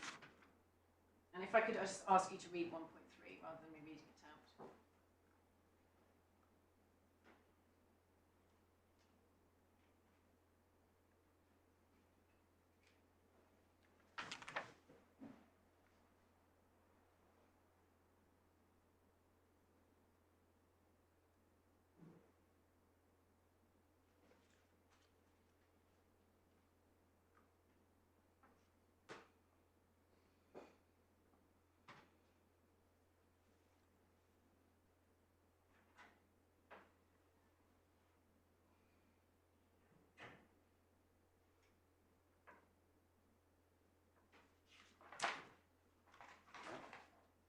Was it you that suggested the use of the word overall paper norm? No, it wasn't. And I'm going to come to, I have tried to summarise in the skeleton argument how that, in a shorter way, what that means. But I'm going to just briefly deal with it now. So the issue was trying to explain the difference between the senior president's guidance and the president's guidance. And this is how Mr. Justice Fordham chose to explain that difference. And essentially, in very simple language, and I've tried to make this clear in the skeleton argument. An overall paper norm is where something normally happens, full stop. And a contingent paper norm, or a contingent norm rather, an overall norm is where something normally happens, and a contingent norm is where something normally happens, but only if you have met some sort of precondition or proviso. And so the norm that was suggested in the senior president's direction was you should normally hear things on the papers if it's contingent, if it's compatible with the overriding objective. So you didn't get into the whole exercise of deciding whether there was a norm until you had assessed whether it was compatible with the overriding objective. Whereas the vice that he found in the president's guidance was that it basically eliminated in practice the proviso, because it said it effectively said in this jurisdiction what this means is you'll normally hear them on the papers. And that was the exercise of interpretation he went through. But that's what, in very simple and less elegant language, overall paper norm and contingent norm means. And I've tried to deal with that in the skeleton argument at paragraph 7 to 8.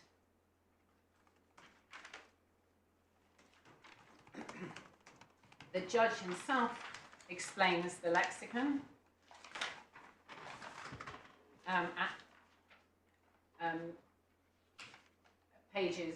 paragraph 213 to 214. So that's the judge's explanation of what he means by that.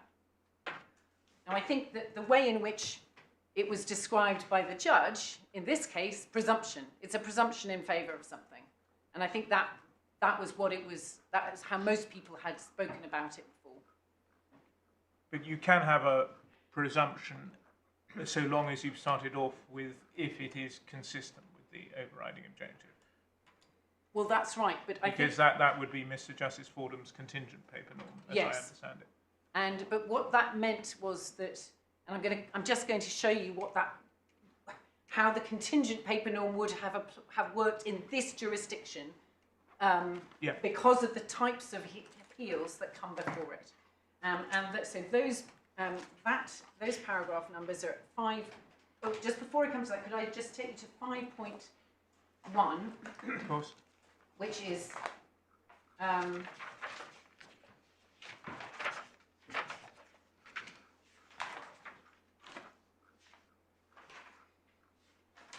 again the recording of the President's acceptance at 5.1. Sorry, page. This is, page 277 of the authorities bundle and paragraph 5.1.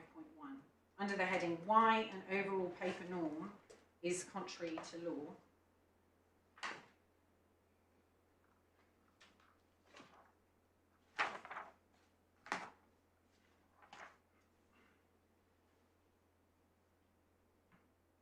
Now, this, I should say structurally in this follows section 4, which has done the process of interpretation.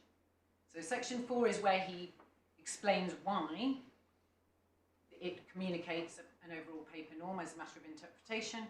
And then section 5 and 6 is where he says why that's unlawful, why that's been accepted to be unlawful.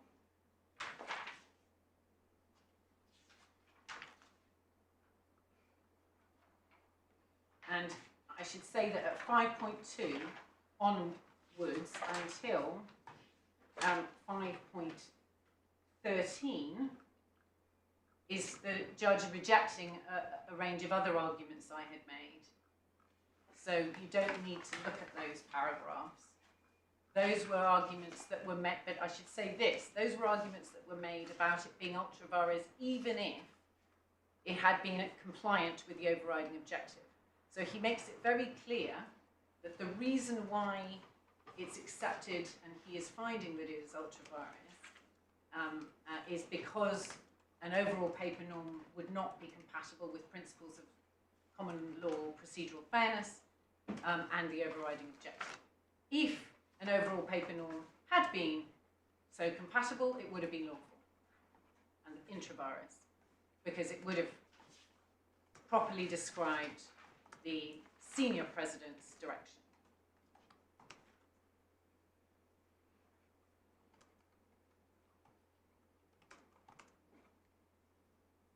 And if I could then ask you to look at So effectively, he's taking it as meaning that the president's note overrode the senior president's note. Yes. Well, misunderstood and misapplied it. That is the finding. I mean, it's slightly strange, isn't it, that judges are not taken to have read both of them and understood both of them? No? Well, can I come on to that? I mean, yes, judges were to be taken to have read both of them, and he does deal with that in the interpretation section of this judgment.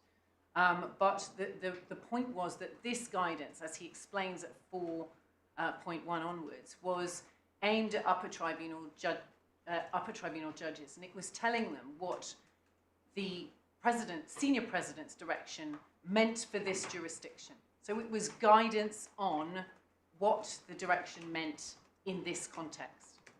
So you are still, if that is correct, then it has to be read as overriding the senior president's contingencies. Well, not overriding, my lord, in my respectful submission, because it was a misdescription of what that meant in this jurisdiction. So yes, in practice, it overrode it. But the reality is, I mean, if the evidence in JCWI, just so you know, because there was a lot of evidence in JCWI, and you can see some of it referred to, it looks as if what went wrong here is that the president originally thought that a presumption had been introduced by the senior president's direction. Because that's what he said to the Bar Council when they raised this issue. And it might be worth looking at that. That's what he said when the Bar Council raised this issue with him just after the direction had been, the guidance had been issued. I mean, the moment the factual background to all of this, which is in the JCWI judgment and in the case, is that as soon as the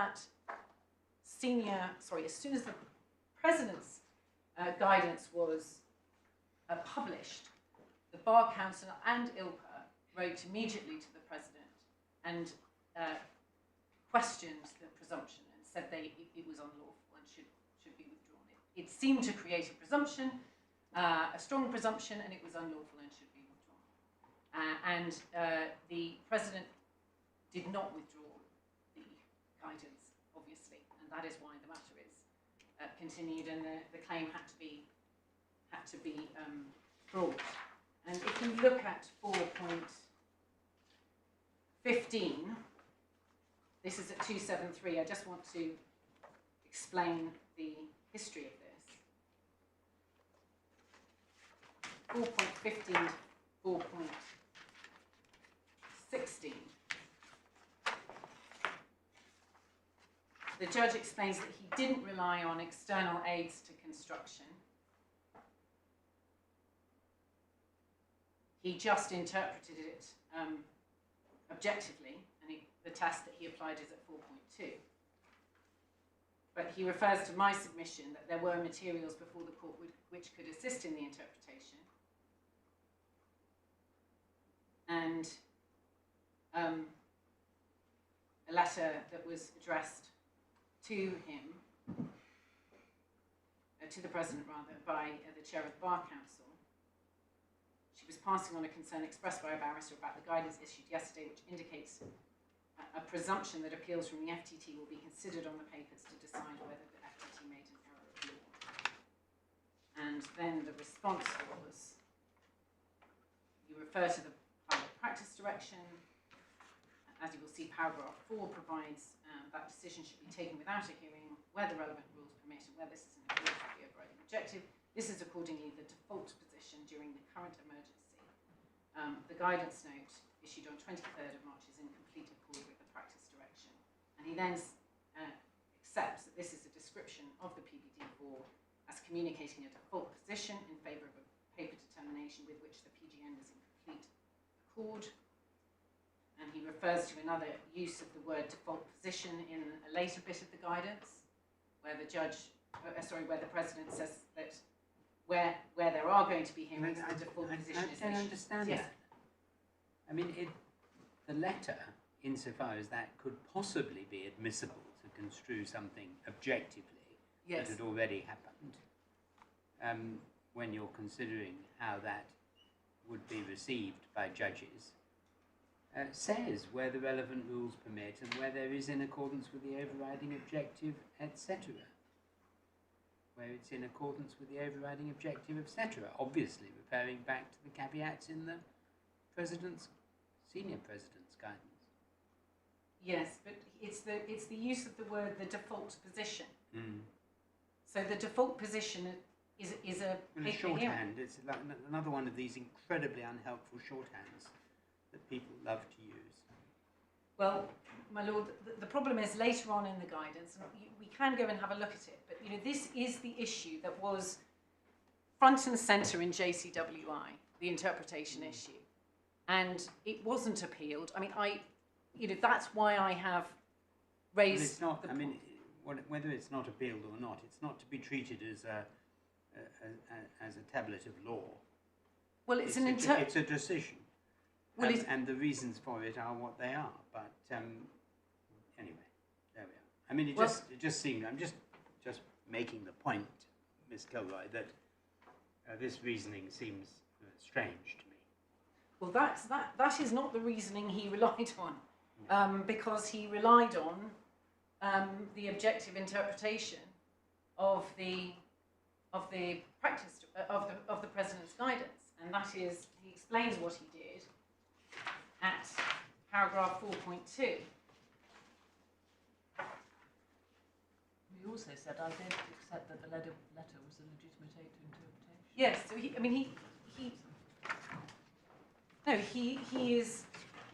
he's dealing with an argument that I made that he's rejecting. Okay, well, then let's move on then. But the reason I raise it is because what he goes on to accept is that the President appears at that stage to think that there is a default, that the senior President's practice direction has. What the President thinks, I mean, anyway, as far as I'm concerned, in interpreting what the President wrote is neither here nor there. I thought we learned that in Brennan Simmons. Yes, well, that's why he rejects my argument. I mean, I don't want to, I made an argument which he thought to be a bad one, and he explains why. But the high point, as he puts it, is there might be a forensic difficulty for the President himself in saying that this didn't create a presumption when he said so. That was what he said. But, I mean, you've seen what Upper Tribunal Judge Gleeson thought. She thought it was a presumption in favour of... Well, she may have been wrong. Yes, she may have been wrong, but that is how she herself subjectively interpreted it. So it provides some support. I accept it's an objective exercise, but it provides support for how it was viewed at the time. And the other support that is provided, and it's all dealt with in the judgment, in this section 4, is what happened in practice. Because what happened in practice is a radical change. Well, there could be a radical change without there being any impropriety or unlawfulness. Well, what strikes me as strange, Miss Kilroy, and I'll tell you quite expressly so you can deal with it, is that a judge is said, whatever directions or notes they may have received, not that the judge is supposed not to understand that if there is a reason in justice, procedural fairness and justice, to have a hearing, they wouldn't.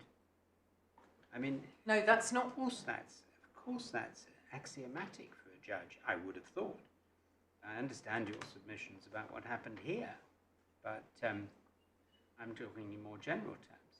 Well, can I explain, and this is why it may be that I will have to take you through his interpretation exercise, because of course a judge has got to, as a judge, decide what is just. But if you have a direction or piece of guidance from the president, which is what this was, describing the effect of the senior president's direction for a category of appeals, bearing in mind that the upper tribunal hears lands matters, tax matters, social security, it hears a whole range of appeals. The president of your chamber produces guidance whose purpose is to describe the effect, to give guidance on the senior president's direction. And that guidance says that this is the effect of that direction. But where does it when say applying. that? Just show me where it says that. Where the judge says that. No, where the guidance itself says that. So the guidance is in Page 1, isn't it? the start of the... Page 1. Yeah, well, it's the first document. It's actually page 5. It's at the, it's page 1. Page 5. Page 1, which is page 5.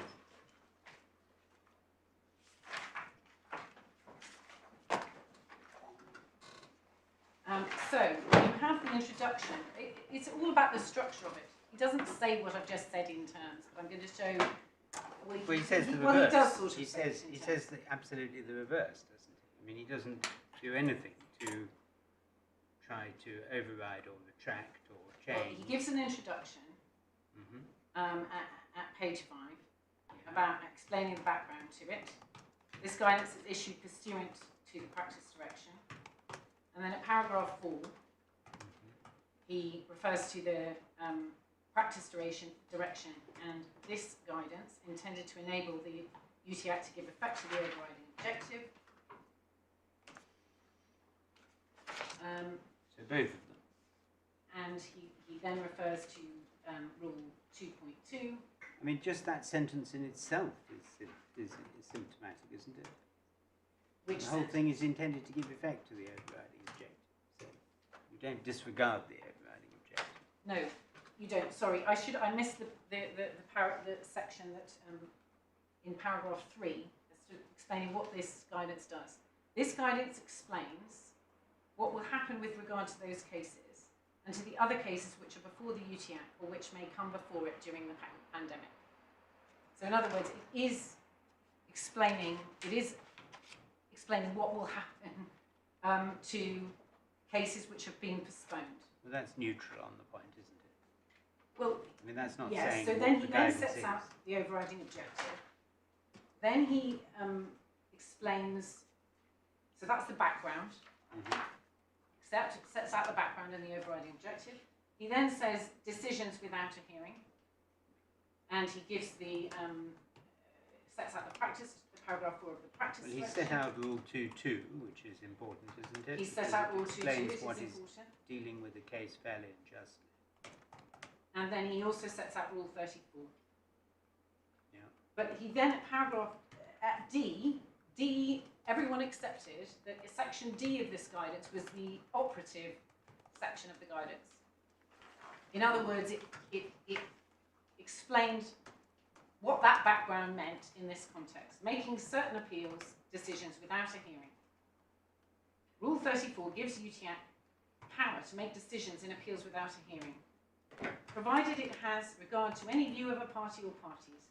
The UTAC may do so without the party's consent. Paragraph 4 of the practice direction provides that during the pandemic, decisions should usually be made in this way.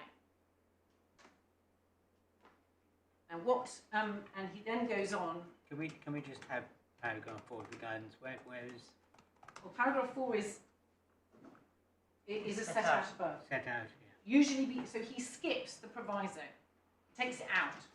When in the operative section, the proviso is not there.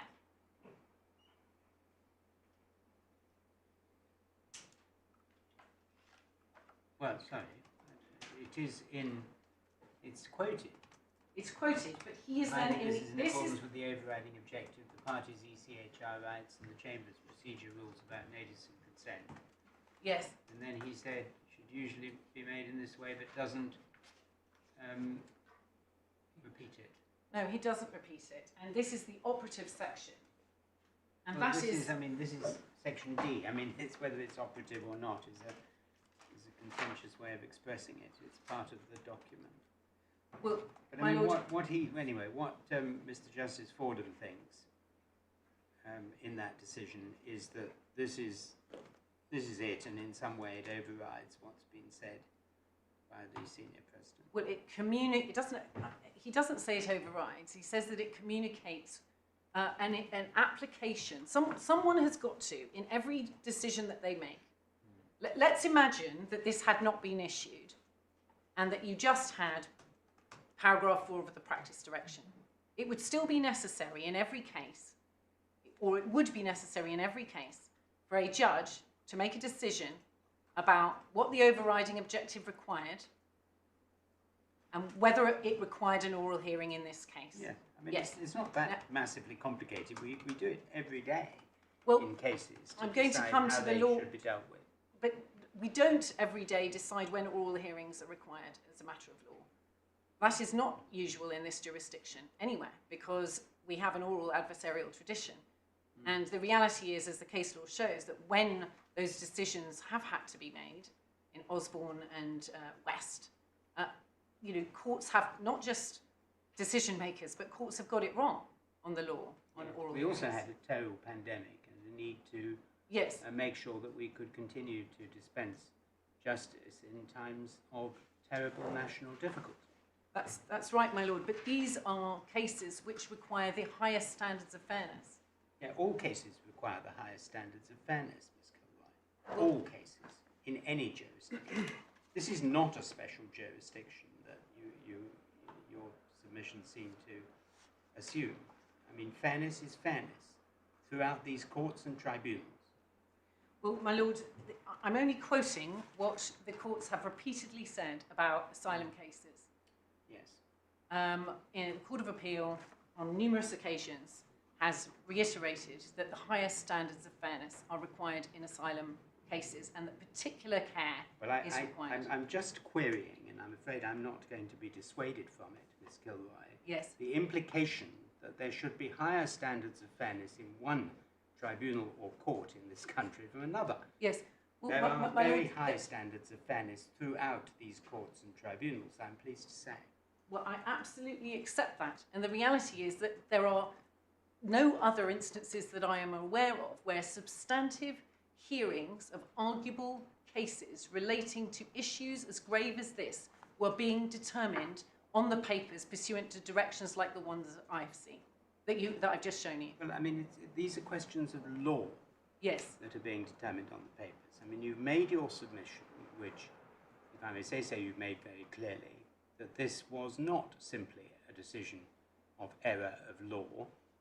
What was decided was something that concerned fact, and that you say that required an oral hearing, and I certainly understand why you say that.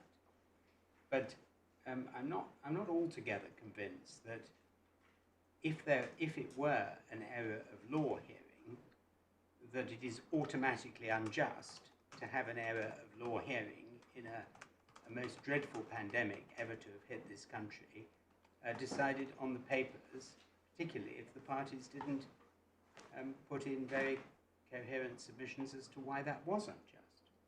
Well, That's my all lord, I'm saying. yes, well, I understand the point. Can I just, because I was taking you to paragraph 5.15 of the judgment at 284, Yes. where the President's Council accepted that an overall paper norm, in other words, a presumption in favour of paper hearings,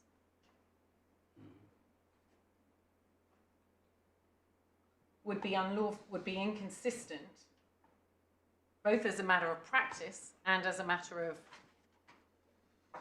interpretation. So it was opened, as he said, I recorded at the outset Mr. O'Brien's acceptance that if the PGN has communicated an overall paper norm for UTJ Hanson appeals, then it cannot be lawful.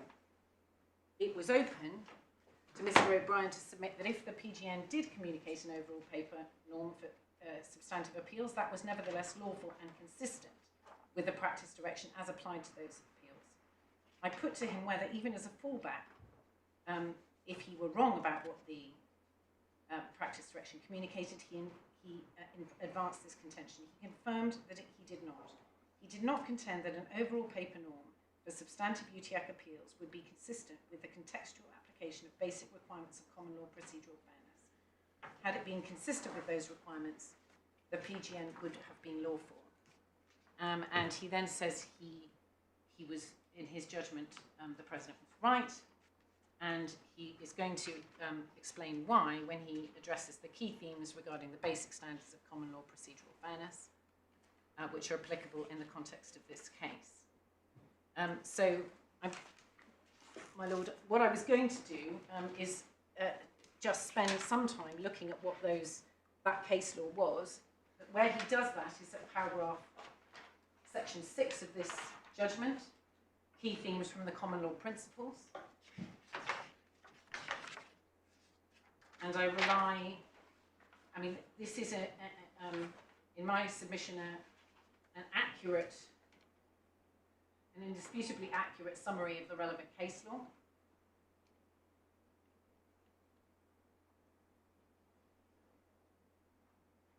And he then says at 6.14,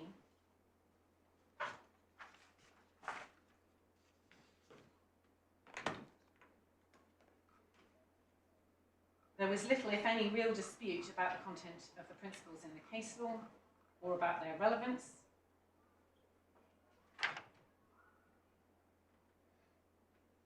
And at the bottom of, halfway through that paragraph, any conclusion, any communication that UTAC substantive appeals can usually or normally be determined on the papers and without an oral hearing would not be consistent with the basic requirements of common law procedural fairness, because the features of the case law which I've summarised would not support it. That means it would not be consistent with the overriding objective. And he then addresses at 6.16 why the pandemic doesn't alter that position.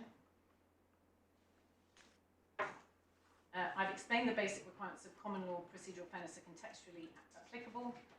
The defendant did not submit that the principles arising from the case law, which I sought to encapsulate in this section of the judgment, were to be taken as having been materially affected by the pandemic, so far as their substantive content is concerned. The defendant did not maintain before me that an overall paper norm was consistent with the overriding objective and basic requirements of common law procedural fairness because of the pandemic. So no one was ever suggesting that the pandemic made it fair to hear cases like this normally on the papers. Had such an argument been advanced, it would have been necessary to give careful consideration to the availability of remote hearings, very well established under the practice direction and expressly recognised in the PPD and the PGN, that's the President's guidance and the Senior President's guidance. And then he refers to Osborne and how a remote hearing is a sufficient alternative to an in-person hearing. The hearing before me, he says, was a remote hearing, no lack of reactive engagement, full force of oral advocacy. In the circumstances, I'm satisfied the principles identified above are and remain relevant to the question of paper determination and oral hearings within the COVID era. So that was a concession that the pandemic did not mean that the overriding objective should be interpreted in this way as a presumption. And so just coming back to the point that I made before, the guidance was purporting to explain how the overriding objective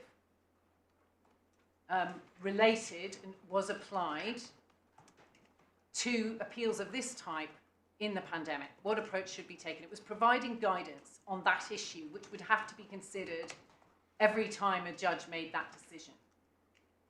That's what it was doing. That was what Section D was doing. And I haven't shown you all of the passages, but it gave guidance on what should happen when there was an oral, so when there were issues of fact arising. That's what the judge deals with, what the overall impression is, what to do about whether the case is important or not. These are all the matters on which the President's guidance gave direction. And that's not a question of overriding the senior president's direction. That's a question of interpreting it. That's what he found. It was interpreting it and applying it to cases of this type. And the judge found that the interpretation was an overall paper norm which everyone accepted was unlawful. The judge found that that was, and he says so in terms, just at 4 point.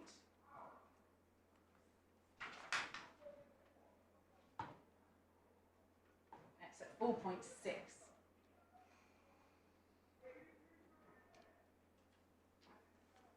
He says that PGN is at the end of that paragraph at 271. PGN 9, so paragraph 9, is telling UTJ judges what the senior practice direction, paragraph 4, means for us. And he then goes on to explain at 4.7 onwards what all the other, how everything works together.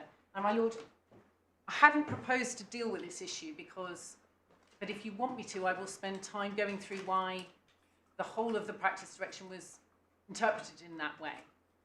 But this is I realise that there are issues of law that are before you, but in my respectful submission, the question of whether the President's guidance does or doesn't communicate the presumption is not before you in this case. It wasn't appealed, it's been accepted by the President as correct, this interpretation of his own guidance. And you know, it will take me time to go through and explain make the arguments that I made to the High Court, which were accepted. And what I was going to do is to... Well, we'll stand by what I said earlier this morning. Thank you, my lord. So can I then just turn to the case law on fairness, because that is relevant to the question that that you have to decide in this case, which is did Upper Tribunal Judge Gleeson act unfairly? Now, I've obviously got the argument about the issue of fact, but it is also GA's case that the importance of her appeal, of his appeal, meant that an oral hearing was required for that reason also. And that was never even addressed or considered by the Upper Tribunal Judge. Now, can I start off with Thirukuma? All of these judgments are referred to in section 6, and I rely on that section, but I just want to take you to some of the underlying source material. Is that necessary? Well, my lord, it is necessary in my respect, particularly since I do want to show you the cases that have said particular care is needed in this jurisdiction. I understand why I'm not suggesting there isn't fairness elsewhere, but I do want to take you to what the courts have said, because this is not a submission of mine, it is a finding of multiple courts. It's at 54.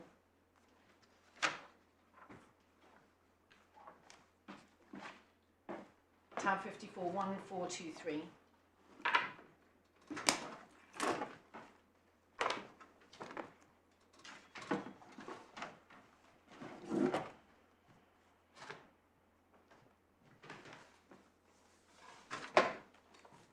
It's Thirukuma.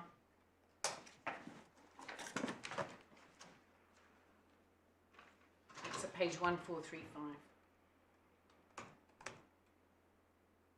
Sorry, which page? 1435 under the heading of fairness. Thank you.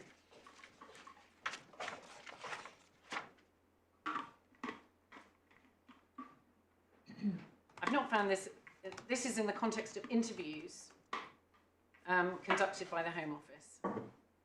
But it's this phrase that has been regularly repeated. This is in the Court of Appeal. And Lord Justice Bingham, as he then was. So I've not found this an easy or straightforward issue. There was in these cases no oppression or overreaching of the applicant, and the procedure adopted had, as I infer, been regularly used without attracting criticism.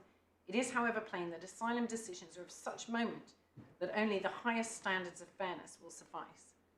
And he then says that he is, I'm in the end persuaded that, and he then applies those higher standards of fairness to what's required in this situation, is that individuals must be directed when they are given an opportunity to make representations to the considerations which will as matters stand defeat his application, and if he's given an opportunity to supplement previous answers, he must be reminded of or shown the answers he gave before. And he then says that that's, in these circumstances, what fairness seems to require. So that's Thiracuma. And FP Iran, my lord, is in the same bundle at 1007.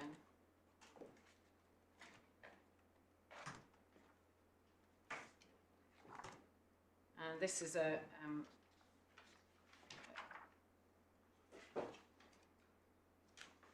case about the interpretation of the rules, where non-appearance would mean that through no fault of the individual, would mean that they couldn't pursue their asylum appeal. And the first paragraph I want to draw to your attention is paragraph 43.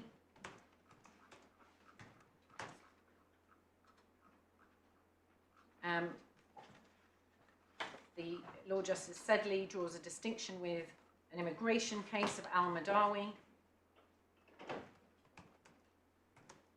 where, and in those cases, it was appropriate to fix a party with a default of his own advisors. That's what al-Madawi was about. You could be fixed with the fault of your advisors. And he draws a distinction with that ordinary immigration case. And he says these cases do not only involve asylum seekers who are either making, this is halfway through the paragraph, a first appeal, or have lost their first appeal and are making a second endeavour to establish their claim. They include asylum seekers who have won their initial appeal before an immigration judge and are seeking to hold the decision against the Home Secretary's appeal. For some of these, the exercise of the right to be heard may literally be a matter of life and death. So I just want to emphasise these are appeals from a first-tier tribunal. For some of these, the exercise of the right to be heard may literally be a matter of life and death. For all of them, save the bogus, and even if they have to be identified by a judicially made decision, it is in a different league from the loss of a student's right to remain here. The remedial discretion which afforded Mr. al-Madawi a fallback is absent from asylum law. And he then says at paragraph 49, just making clear that this is precisely the sort of appeal that we're talking about here. We are at present seized of appeals on a question of law.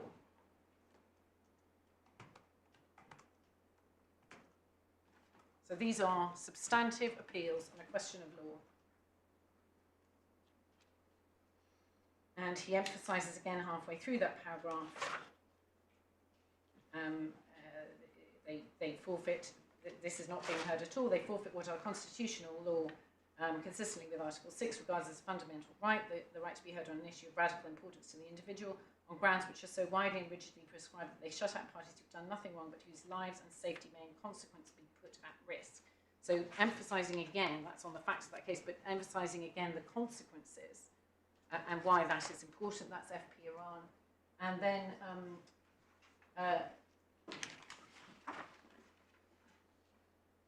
detention action in the Court of Appeal, which is at 531 of the first. Well, actually, before we go there, I'd like, because it's in the same bundle, tab 52 is on a bio. It's 1365.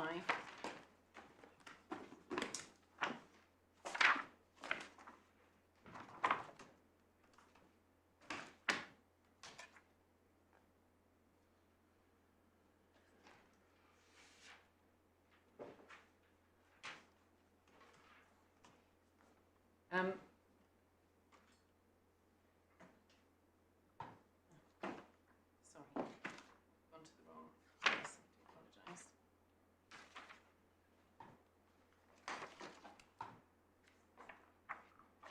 and it's page 1375. And what the Court of Appeal, through Sir Thomas Bingham, Master of the Rolls, as he then was, said, under section 2, after quoting the Geneva Convention, this is the overriding obligation to which states party to the convention commit themselves. The risk to an individual if a state acts in breach of this obligation is so obvious and so potentially serious that the courts have habitually treated asylum cases as calling for particular care at all stages of the administrative and appellate processes. And then detention action is in bundle 1.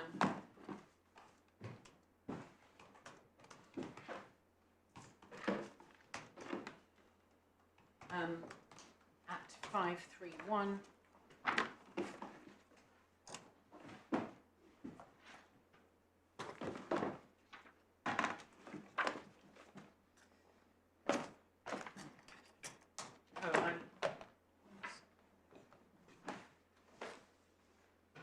That is in fact in the same bundle. I do apologize. 531. It's not. It's 531, and it's tab 27. This is in bundle 1. And the Court of Appeal in Lord Dyson, Master of the Rolls, emphasising paragraph 27. This is looking at the fairness of the fast track process. And at the bottom of that paragraph, he says, he sets up the criteria. He says, I accept that in most contexts, the threshold of showing inherent unfairness is a high one. This is looking at systemic unfairness. But this should not be taken to dilute the importance of the principle that only the highest standards of fairness will suffice in the context of asylum appeals. So, my Lord, I do understand that there is high standards of fairness across our judicial system. It's one of the features of it of which we're all most proud. But the courts have consistently said that particular care needs to be given in this context. And the reasons for that are explained in paragraph 2.12. The reason how that works in relation to these appeals is explained at paragraph 2.12 of Mr. Justice Fordham, sorry, 2.10 of Mr. Justice Fordham's decision. He didn't draw a distinction, did he, between asylum cases and other immigration appeals? Well, that's why I want to take you to 2.10, because I think course, one of the things he explains what types of appeals are coming before the tribunal.